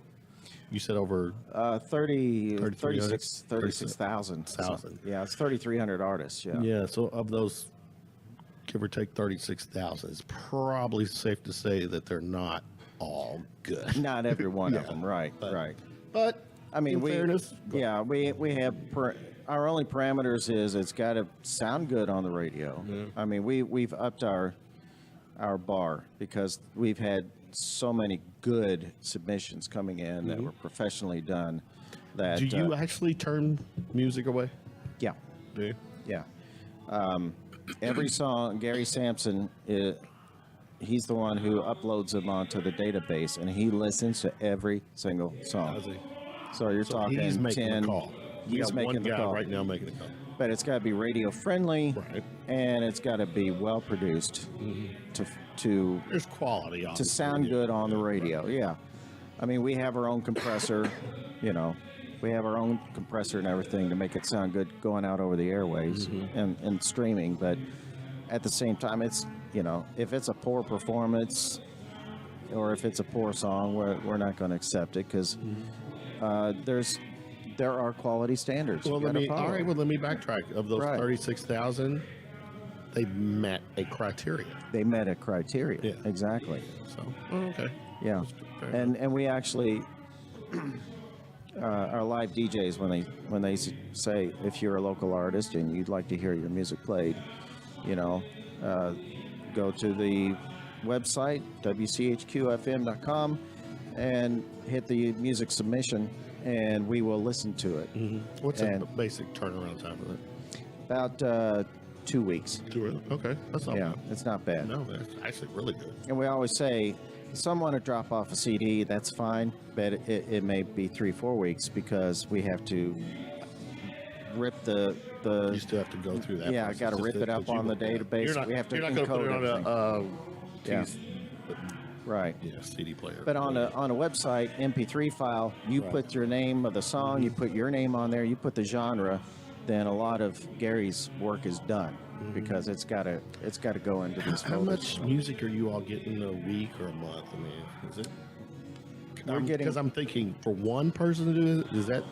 Yeah, it's about 10 CDs a week, something Really? like that. He So- uploads about 10 albums a week. So probably about 30. hundreds? How many? 100 songs a No, week. 100 Yeah. songs a week. Yeah. Yeah. It's so big that Gary used to be the music director, and just last week Ed Black was appointed music director now. So So he can. Yeah. and he's helping me with booking my show, Oh, yeah? which is nice, Good. really nice, because I'm going to be off the grid for a few weeks in the So beginning of the year. He's gonna keep it going while He's- you're gone. Yeah, I mean, he's booking the acts now, so I don't Yeah. have to keep doing that. Gotcha. Yeah, but I still book them too. So you can contact me, Gavin, at WCHQFM.com or Ed Black, or get on my In the Studio with Gavin For page. people who don't know about give us the format or content, or what's your premise of your show? It is live performance radio, and it's from 8 to 9 on Monday nights. And live bands, live performers. We can have full bands now. We have a house kit, drum kit. Oh, you do have. Oh, shit. Yeah. That's a game changer. It is. Yeah, well, it good is. for you guys. They're the mesh heads, but it's brand new Ludwig Backbeats kit with silent cymbals, and they are closely mic'd. Wow. So they have their own mixing board. So we adjust that mixing board according to the player, and then it goes into the drum channel, and the drums have their own reverb. So, And they're in stereo too, right, yeah, because it's Yeah. a FM. Yeah, the also. tom-tom and the floor tom is? are left It's and all right in- channel, good? and the Oh, crash good. and ride Oh, that's cymbals are in good. separate Very channels. good. And so I always emphasize, like, load-in, the show's at 8 o'clock, but load-in is at 6, because we want a professional-sounding show for us, but for you, the performer, as well. Are you doing interviews too? Oh, yeah. It's So it's a it's combination. It's a of combination. Yeah. interview and music. Or, Yeah, it's a 5 to 7 songs, and usually I'll introduce the show, introduce the guests. They start off with a song so that the listener gets their sound, gets their genre, and then Are you doing video? Are you recording a video? yeah, of this? Facebook Live Okay, you do. as are it doing happens. Okay. Yeah, and all the videos are on my Facebook page, In the Studio with Gavin, and also on WCHQ FM. The problem with the WCHQ FM Facebook page, it's not a problem, but everything is videotaped. Yeah, All the DJ right, from shifts other. Yeah. from all the shows, from Cardinal Couple, which is a great show, and now I'm well, we have Cardinal Couple, and we have the Local Life, and we have a lot of other shows, and all of those shows are on Facebook Live video, and they're archived on our SoundCloud too. On the SoundCloud too. WCHQ FM. And so if you go on my In the Studio, you'll catch all the live performances there. It's Do you easy all to use filter the them out. SoundCloud, the RSS feed to upload for like iTunes and stuff? No, we're strictly on. Well, you know, SoundCloud. Well, SoundCloud. We'll probably talk offline. I'll just say it. We're just shooting the shit here. Sure, yeah. With SoundCloud, because SoundCloud is my, my audio podcast home. Yeah, So right. there's a connection where it will automatically load into iTunes. iTunes, okay. Yeah. So For but you have to, RSS feeds. you have to, the RSS, but you have to create a iTunes page. So. Oh, sure. Yeah. So, Yeah. Yeah. So it's another option. Okay, Kathy, if Yeah. you're watching. Yeah. So share that and. Yeah. So it actually with I'll take it back. Yeah, check us out at SoundCloud. It will upload to iTunes, Google Play, iHeartRadio. Yeah. That's what I got. So Yeah. those platforms. So there you Cool. go. So SoundCloud is my home base. Yeah. My mothership. So Yeah. Yeah. That's a great place. I'm glad they're still around. Yeah. They were there was sketchy there for a while. yeah. I think they got their stuff together though. Yeah. Right. That's a good thing. Anything else you want to promote about your? Well, let's see. This past Monday night was the last show of the season of the year. Next week is Monday night with Tez, and then Following week's Christmas Eve and New Year's Eve, and then we'll pick it up again on January Yeah, I'm glad 7th. you said that. I'm bringing it up on, like, for me on Tuesday night. So definitely no show on Christmas Day. Yeah, No show New Year's New Year's Day. So I'll be picking it back it'll up. be so. hangover day. Yeah. Let me also, while we're talking. Yeah. I've got a Christmas show, if you will, on December 20th. It's a Thursday night at the Excellent. Levee. Two duos from 7 till 9. Hunter Borowick and Kevin Manning. Oh, nice. And it's a nice little combo Very nice. there. And then to end Mr. the Velvet Saints. Velvet Saints. Yeah. He is, Velvet Saints is, appears Velvet Saints is no longer, depending Yeah. on who you talk to, but It's a shame. I'm a huge Kevin Manning guy. So Yeah. I took a little bit of effort to try to make this happen, but we pulled it off. So Kevin Manning and Hunter Borwick, Right on. first half, and then the second half, Kevin Cummings and Lauren. So Very nice. So yeah, it's Very like nice. a little Christmas show where I'll be streaming live as well from the levee. So Cool. Tune in. yeah, definitely. Thursday. I want to come out, hang out with you on a maybe on Please a Monday do. night. Just hang out. I mean, that'd be fair. I want to just sit with you and watch it if that's okay. Oh, absolutely. Yeah. We have, we talk about promoting. First off, Colin Trask is our producer. Does an amazing job. And I always tell everybody, if you're watching via Facebook, put in your earbuds or Bluetooth it to your TV and listen to it through your sound bar because it sounds amazing. That's a good point. Yeah, because it streams right off the board. And Colin does such an incredible job. If it's a duo or if it's a solo or if it's a 12-piece band, he really knocks it That's out of good. the park every Very time. And Lou Tingle, one of the finest photographers in Louisville, stops in once in a while. He hits the Goodwood open mic.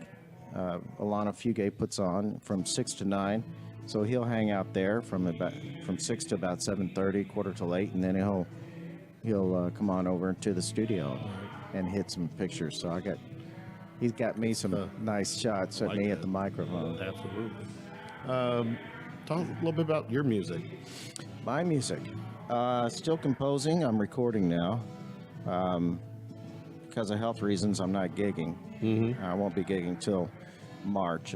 I'm booking for March beyond, so I'm spending the time. My son and I took the second floor of our house. We're in a Cape Cod, so we got small room, big room. Big room's live room. It's all set up.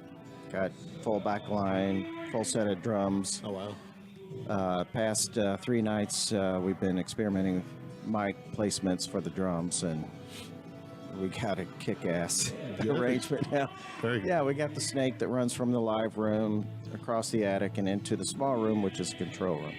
So the last big purchase, we have computers. I've got my iMac that I record on, and he's got a nice desktop, but I'm about to build a nicer computer. Nothing super, No, but you can but- build something really Right. nice under To accommodate- $500. to Yeah. accommodate what you- to accommodate Yeah. this.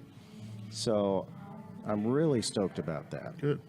The hardest part is, when you've got about 50 songs, which 10 do you Right, choose yeah, for an yeah, album? yeah. So Hey, but you know what? that's a good problem. That's a to good have. problem. Yeah. Very good problem to have. So Yeah, and thankfully I've had a you lot only of got people. 50, about 50 on the About show? 50 songs. Really? Yeah, I've Oh. been. How long has this been in the making? Oh God, the album itself, or Or the well, I 50? started putting lyrics to my songs at 14 years old. Yeah. So But this album, how long has it been in the making? oh geez, years. Yeah. Really? I've just Yeah. allowed life to get in the way. And I'm learning more, studying my personality type. That's how we work. I'm an ENFP, which means we're always looking for something new and about That's keeping your mind free. Myers-Briggs thing. The Myers-Briggs Yeah, thing. yeah. But the downfalls is you can't focus and there's no follow through. So, I can follow through writing a song, but following through record, To record, right? Yeah. just to go up there and turn on the computer and just sit down and, spend 8 probably hours. in fairness to you, you probably have a distraction here or there. Yeah. Or something, Like life work. throws you a curveball. Well, like health or whatever. Health. So, yeah.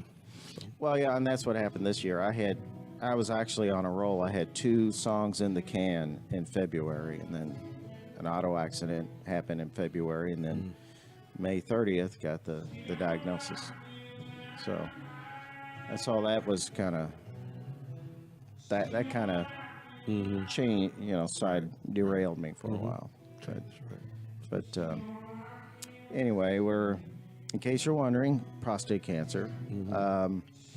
We caught it really, really early, which is good. The other problem is, I hate to go into too much detail, but it's an enlarged prostate. It's 50% larger than normal.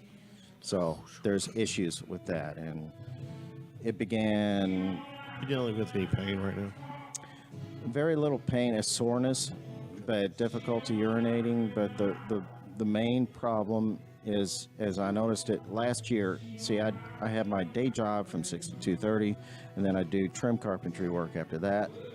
And I had something every week of last year, and I was just pumping through these jobs and making good money, and I'm addicted to that, unfortunately. I'm an addict to that. And last quarter, last year, from October on, something has happened. Kevin was talking about moving like an 80-year-old. That's the way I am, only. With him, it's his back. With me, it's just my body doesn't want to move anymore. Right. And I was thinking, it probably has to do with the fact that I'm not getting rid of all the toxins out of my body like I should. And so the original plan on the cancer was to get this treatment called HIFU, which is high intensity focused ultrasound that could pinpoint the one biopsy spot where the cancer is, ablate it, leave everything else intact, and I'm back in business. Of course, it wasn't covered by insurance. So we got a GoFundMe out. It's $25,000. We raised about $7,000, and then it stopped because there's so many people that need things, and I'm not going to discount that. I'm not complaining, but I'm what I call a universalist. I'm like, what is the universe telling me? And after a long sessions with talking to myself, talking with my wife, I'm like, if I had that HIFU, I'd still have the problems, and I probably still couldn't, get rid of the toxins, and I'd still be sick. So surgery, January 20th, get rid of the cancer, get rid of everything, and I'm looking forward to a big recovery, How long of a recovery are you talking after that? It's 4 to 8 weeks. It's 4 weeks initially, but a friend of mine had it done back in August, and a week later, you have to wear a catheter. Sorry for all the details, but you have a catheter for 10 days or 2 weeks, and after the first week, he was ready to go out see a movie, and they went out to a movie, and he had the catheter, And 2 weeks later, his stepdaughter, they tour. It's Ryan Sinclair. Okay. And they tour Nashville and West Virginia and Kentucky. And 2.5, 3 weeks later, they were touring. Oh, well, good. And they were on my show Monday last week. And those are good stories to he's hear. doing great. Yeah. He's doing really great. And at the end of the night, he gave me a big hug. He said, "You got this." I've been through a lot worse. After I told him my ordeal about my gallbladder 14 years ago, almost killing me, he said, "Oh, compared to that, this is nothing. You'll get through it." So Good to so hear. I'm looking, but it did affect me a lot. I didn't notice it, but the stress. I mean, let's be brutally honest. The C word. The C word, is Yeah. I mean, it can rattle your nerves. Man. Oh, it can, and I fell into the trap. They said out of 12 biopsies, only one came up with cancer, and after the third office visit, the doctor said, "Yeah, this is very little, but it's still cancer, and it can still kill you. So you can't minimize it." And but I didn't. I was putting on a brave face for everybody, not realizing how much stress I was under. Do you realize how much stress though you're causing yourself by putting on that? You're right. Yeah. You're right. Yeah. About 2 months ago. But you were doing it. You meant well to do it because you're. Well, sure. For you don't want people anybody to worry. Right. Exactly. But. And for selfish reasons, you don't want people to come up and, "How you doing? Are you okay?" Yeah. But fortunately, I don't get a lot of that. It's just, "Hey, you doing okay?" Okay. But it's the other indicators. Like 2 months ago, I went to see Dawson Hill play at Buckheads, and they asked me to come up play during the break, and my good friend Turley Richards was there in the audience. badass. He is. He is. And he and I don't know why he, made me such a great friend of his. It's such an honor. Don't ask. But yeah, don't ask, just enjoy the ride. Right, exactly. Yeah. But, and he heard me sing, for years before that. And I got up there to sang my set, and I sat down, and he said, Gav, I don't mean to offend you, but are you feeling okay? Because your voice is sounding weaker. I'm like, that must He be. probably would Yeah. qualify. He does He qualify to Yeah. make that assessment. And he's perfectly welcome to do so, because I didn't know it. You didn't know it? Okay. I didn't know it. And then last week, Lou Tingle was taking pictures in the studio, and we had a nice little chat, Facebook chat afterward, and he said the same thing. He said, "You're looking tired." And he said, "I know somebody in your situation, but the stress will, Oh, sure. really wears you out." And I'm like, "Thank you for telling me, Lou, because I wasn't aware of it. I just get zoned in with the routine, go to work." You probably have just wore yourself out mentally. Yeah. Well, and that's the thing. Yeah. And you're still trying to.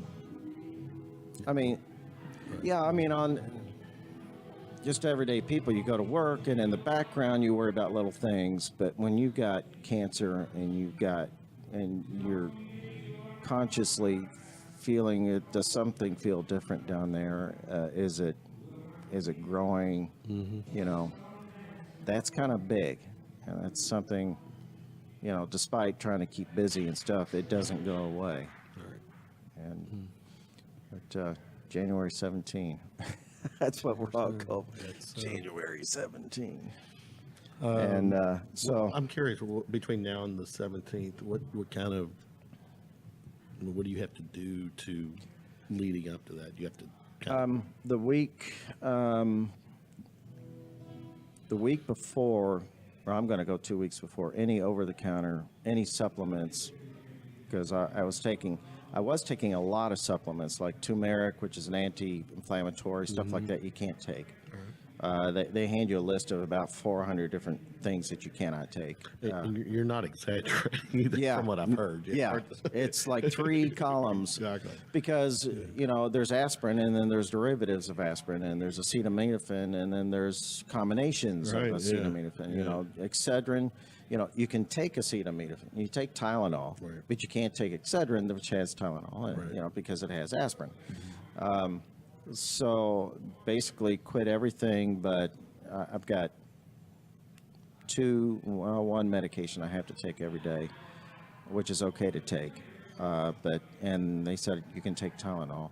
And then the day before is just clear liquids. And then, Game on. yeah, game on. How long is it, this operation? It's a pretty long, it's like 5 hours. I've It's the heard, Da Vinci robot. So, yeah, it can peel the skin off a grape and leave the flesh undamaged. That's how.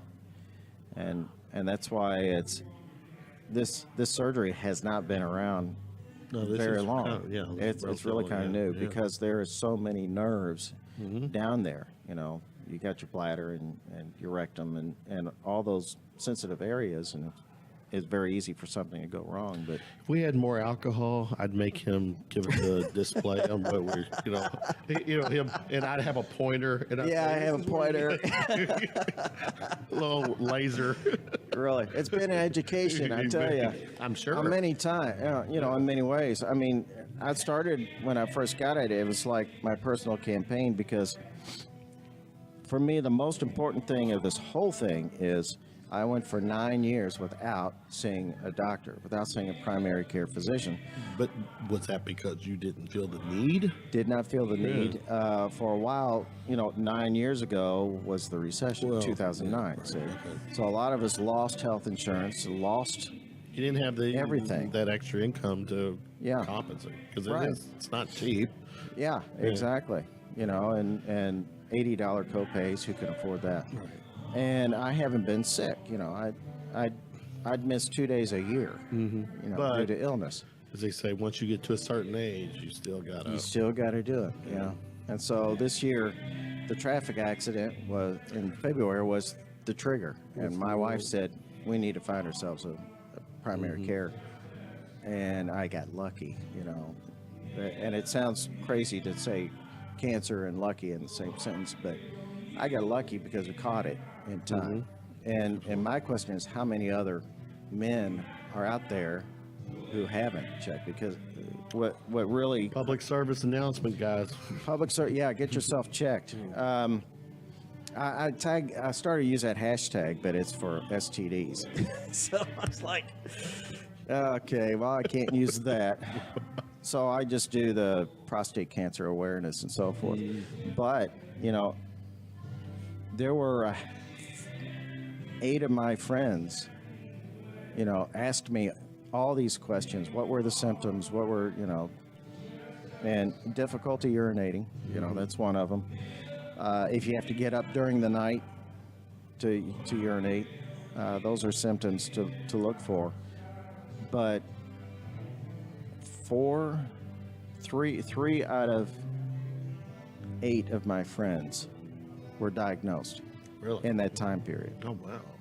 So, But at the same time, too, I'm assuming those friends are about your age. they're all my Yeah, age. so, Yeah. I'm 56. The one who just got the surgery just turned, I'll be 57 in July. He just turned 56 in August. So he was a few months younger than me. And another one is 58. another PSA Yeah. right there. Yeah. I mean, they say get checked after the age of 50. And if you have a family history, start at 45. Yeah.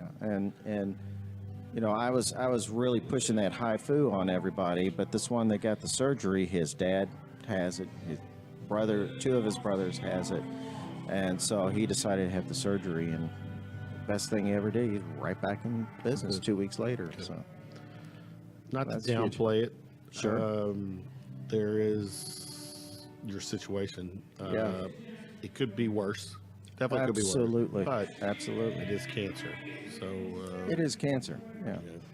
yeah. You can't minimize it, but you know, and it's kind of funny and sad at the same time. I've done volunteer work with Gilda's Club, which is a beautiful community, cancer community. And when I got the diagnosis, I sent them an email and said, well, looks like I qualify to be a member now.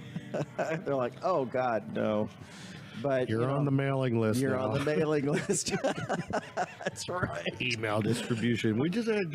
Yeah, exactly. But, you know, and that's a beautiful organization. They've asked me to play for campfires and, you know, for kids. But when you get in that community and yeah, it's you see people with brain cancer and they've survived three bouts of cancer, and it really puts things in perspective. So, you know, Once again, reminding me, Kevin, stop bitching about the paper cut that you had. That when you got salt in it today, you were just moping around. yeah, Could be worse. Could be worse. yeah. It's always good to get out there. You know, I always say get off your ass, get off the couch, and get out and see what's out there. It puts your life in perspective, and it creates gratitude. You know. We all need humbling every now and then. Oh yeah. It's good for your. Sorry, we're not. I mean, it's just it's a reality check. I mean, it keeps It things real, is. so. Yeah, I have them every day. I try. Good stuff, Gavin. Thanks for hanging out with me. Thank you, Kevin. As It's always, It's always an honor to be here with you. mi casa, su casa. Yes. Got to have you on in the studio, man. I'm with you, man. We'll stay in touch. Wish Yeah. you the best come January. And, Oh, thank you. Be back doing your thing shortly after that. So. Yeah. All right. Excellent. Thanks, brother.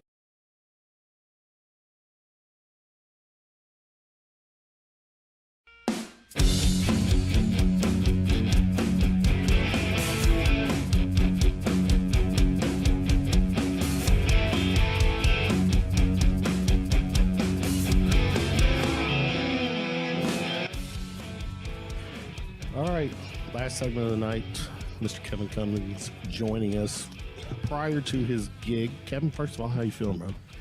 Better. Still moving like a 83-year-old man. It was like a 180-year-old man. Yeah, that's pretty rough. I can I'm relate. getting there. Gavin Caster. Gavin, what's up?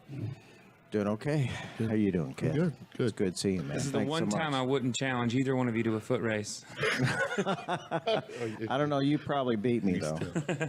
I'm moving like an 80-year-old these days, Right, too. you know, we're limited on the amount of time I have with Kevin, but I want to get your take. You put out a post, and you always put out great posts, and now it just fucking hit me. Why am I not just looking at, you know, Kevin Cummings, the post in the last week, and just grab one of those and let's expound on it? Yeah, So you yeah. put, Kevin, real quick, the post. Give us the scenario. You put out a post. Honestly, all it was an artist, and I use that word really loosely, and I wouldn't normally because most of the people, if you give a shit and you try, to me, you're an artist. I'm Yeah. a fan. But if you barely give a shit, but all you do is shit on everybody else and say how nobody else is good, then it just bugs the shit out of me, obviously. So, and that was Right. the case in this, where it's someone that's not really a musician, but acts like that they just, oh, I'm too good for Louisville. I'm like, you can't get booked here, and you're talking about moving to Nashville.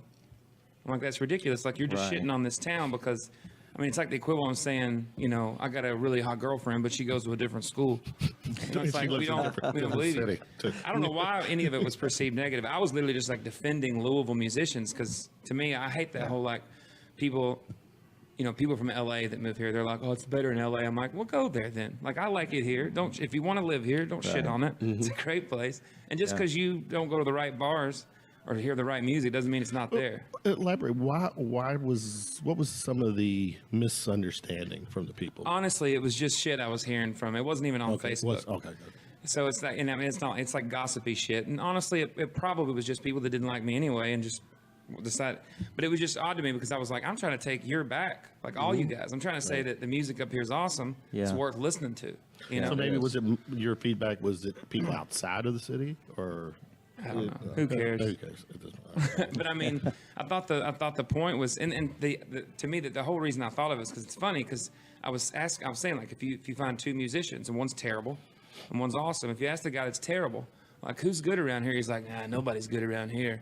If you ask the guy over here that went to Berkeley or that has a degree and he's going to be like, oh, there's so much talent in the city, Yeah. and I'm like, Ask that Teddy Abrams. seems- He'll tell you. Yeah, yeah, exactly. It's incredible talent. And it's like the most talented people are the ones that are the most supportive and respectful toward other musicians. And then the people that Yeah. are just terrible are the ones that are like, oh, I only like Dave Matthews and no one else. We actually mentioned your post last night in my show in the studio Really? How'd that come? it was more about the camaraderie that we Yeah. have here in Louisville. It's nurturing, and I came across one person, in all the times I played, and he was 25 years old, and giving me critical pointers on how to Yeah. write a song and how to perform, and I'm like, I was kind. I rolled with it. Thanks a lot, Yeah, all exactly. that. But I'm like, son, I've been writing songs since Yeah. I was 6 years old, and that was 49 years ago. definitely didn't ask and him you're for what, his 20 advice. Yeah, and you're what, 25? Yeah. So, I've been playing on stage longer than you were alive. So, And I grew up like in Knoxville when I first started playing. The two musicians that were by far the most successful around there, at least they did originals and covers, but Right. paid their bills mostly with covers. But they were just like the opposite of competitive. They got me shows. They Yeah. let me play their breaks to get my name out there, kind of stuff. And then I got up here and I found a little of both. But then I feel like the more I've got into it, I see a whole lot more people being supportive than not. yeah. But those people, musician-wise, are guys that work at their craft that are talented. Yeah. Right. Yeah. And- Yeah.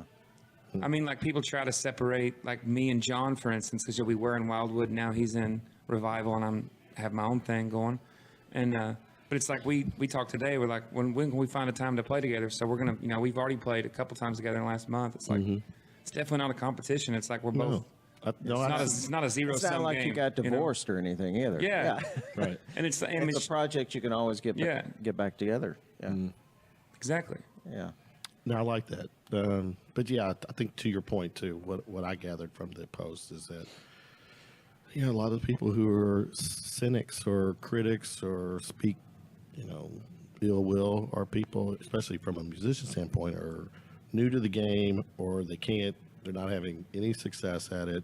It's just self-hatred, even if they are, because I know some people that are successful, but they can never admit that someone else is good. And I'm like, just because they're not as good as you doesn't mean that they're not great, because they're doing something else. It's like if you're, you know, as a vocalist, if I walked into a bar and heard Bob Dylan in his prime, I'd be like, that guy's dog shit. Yeah. Yeah. Exactly. But then if I sat down and listened to what he was saying, I would realize the guy's damn near started a revolution. Right. I mean, so I think that you have to look at art as way more than the pieces that make it. That's you know? a good point. One other thing I want to get your take on, real quick, Kevin, before we let you go. There was a local bar here that got shut down, or they had to shut themselves down because of the fees for what's the correct terminology, cover, to be able to play cover music. Oh, yeah, I heard about that. Oh, okay. Tell Yeah, me like the ASCAP. Yeah, ASCAP. fees. Yeah, how does that all work? I mean, I guess You were asking, this is what I'll say about it. It cracks me up. I had people mention it. I've had it come up so many times in and out of my 10 years or more of playing for a living, and I've never heard any actionable thing. I've only just heard like these little whispers. And then I know some bars that say they pay, some bars that say they don't. I've never understood that whole thing at all. yeah, It seems like they just try to get money out of people that will cough it up. I think I can go on and say the M&J Tavern, they had to shut down due to a BMI lawsuit. BMI. Okay. Yeah, so I mean, I wonder what were they doing? evidently they didn't pay their, I'm pulling the article up, but the gist is that They didn't pay the license fees. they didn't pay the license fee. Yeah. And I guess, do you all know, is it like a standard thing? I would Yes. imagine that a lot of places don't. Yeah. But Well, see, that was what I was going to ask too, is that Yeah, if do you're all gonna these have places- live I know artists- they have to. Yeah, if you're going to have live entertainment, Well, it's just that. then you, No, you need it's to approach them jukebox first. too as well. Well, right? yeah, jukebox too. Right. So The it's just, jukeboxes have recording software that keep a track of oh, they do. the Ooh, songs I'm that are I'm played, guessing that would probably and be- then I mean, we at WCHQ, we have our playlist, and about every 2 or 3 months, ASCAP and BMI, CSAC will approach us for Really? an audit, and Kathy just has to pull the files and say, here's what we played. and then you But all we- have to. Well, we pay an annual fee, It is an but annual we, fee. we did that first. Okay. Yeah. If you are proactive in it, Well, I they, guess they if you have pay no an annual reason fee, to come then get you. why would they have to do an audit? Just to make sure that, I mean, is the annual fee based on a certain amount of yeah, music? So and then if you exceed it, then you exceed it, then so we go there's beyond not that. just one blanket. Right. That's why we continually ask for donations too, because they think, well, and that's what where do you original have? music saves the day. Yeah, original gotta pay music, for that. exactly. Yeah, but Don't get paid for it either. no kidding. I mean, you can register. I'm with ASCAP. But you can copyright it and all Yeah. that. But you have to have your ASCAP membership, and then you have to have a company through ASCAP so they can collect for you. That's how that works. But like I said, a lot of people look at like a community radio station like CHQ and have in their mind a laptop on a table, and that it started like that. But those fees are expensive. I can So imagine. what happens? Because it's BMI, ASCAP, and Do these CSAC. people that work at these organizations, do they just sporadically drop into venues to see if? Yeah, especially Nashville. Okay. One of the sound guys at Gerstl's used to work for ASCAP, so he was like the ASCAP police, and he would walk in to a bar and keep a record. It's like a write music down. bad guy. Yeah, he Yeah. put the ass in ASCAP, right? Exactly. Well, and there's two sides to that table. an artist has From to an artist, be yeah, compensated for their work. Yeah, they need to be absolutely. compensated for the work, but at the same time, you can be an ass hat about it. Yeah. Collecting those fees and stuff. It's like Maynard James Keenan said, people talk about, how much money you make. You have to sell 500,000 units to pay your bill, just to pay everybody off. Right. And it's after, it's 500,001 is when you start making your Some money in your pocket. $2 a unit, So you got to sell 1 million units to make $500,000. So those the licensing or whatever you have to, is it by venue size or is that just strictly by the amount of music you play? I mean, if you It's by the music, yeah. okay, just music, okay. Like jukeboxes, or if there's a cover band, there's a red flag right there. Oh, definitely. Which is probably why you go to Nashville, they'll ask you to play original music, everywhere.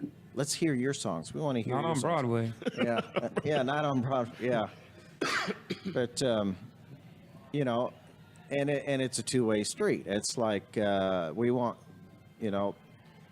some could go under the guise of, we want to hear your tunes, we want to promote your music, and from the artist standpoint, that's great, but from the business standpoint, they don't have to pay the fees, or Yeah. they don't have to be in trouble, for not paying the ASCAP BMI fees, so it's a slippery slope. It's a narrow hill with a slope on each side of it. But I guess if you got a venue that had to shut down because Shut of this, down because of I it, mean, yeah. evidently, I guess it was just the fines were too much to pay. I don't know. Yeah. so. Yeah.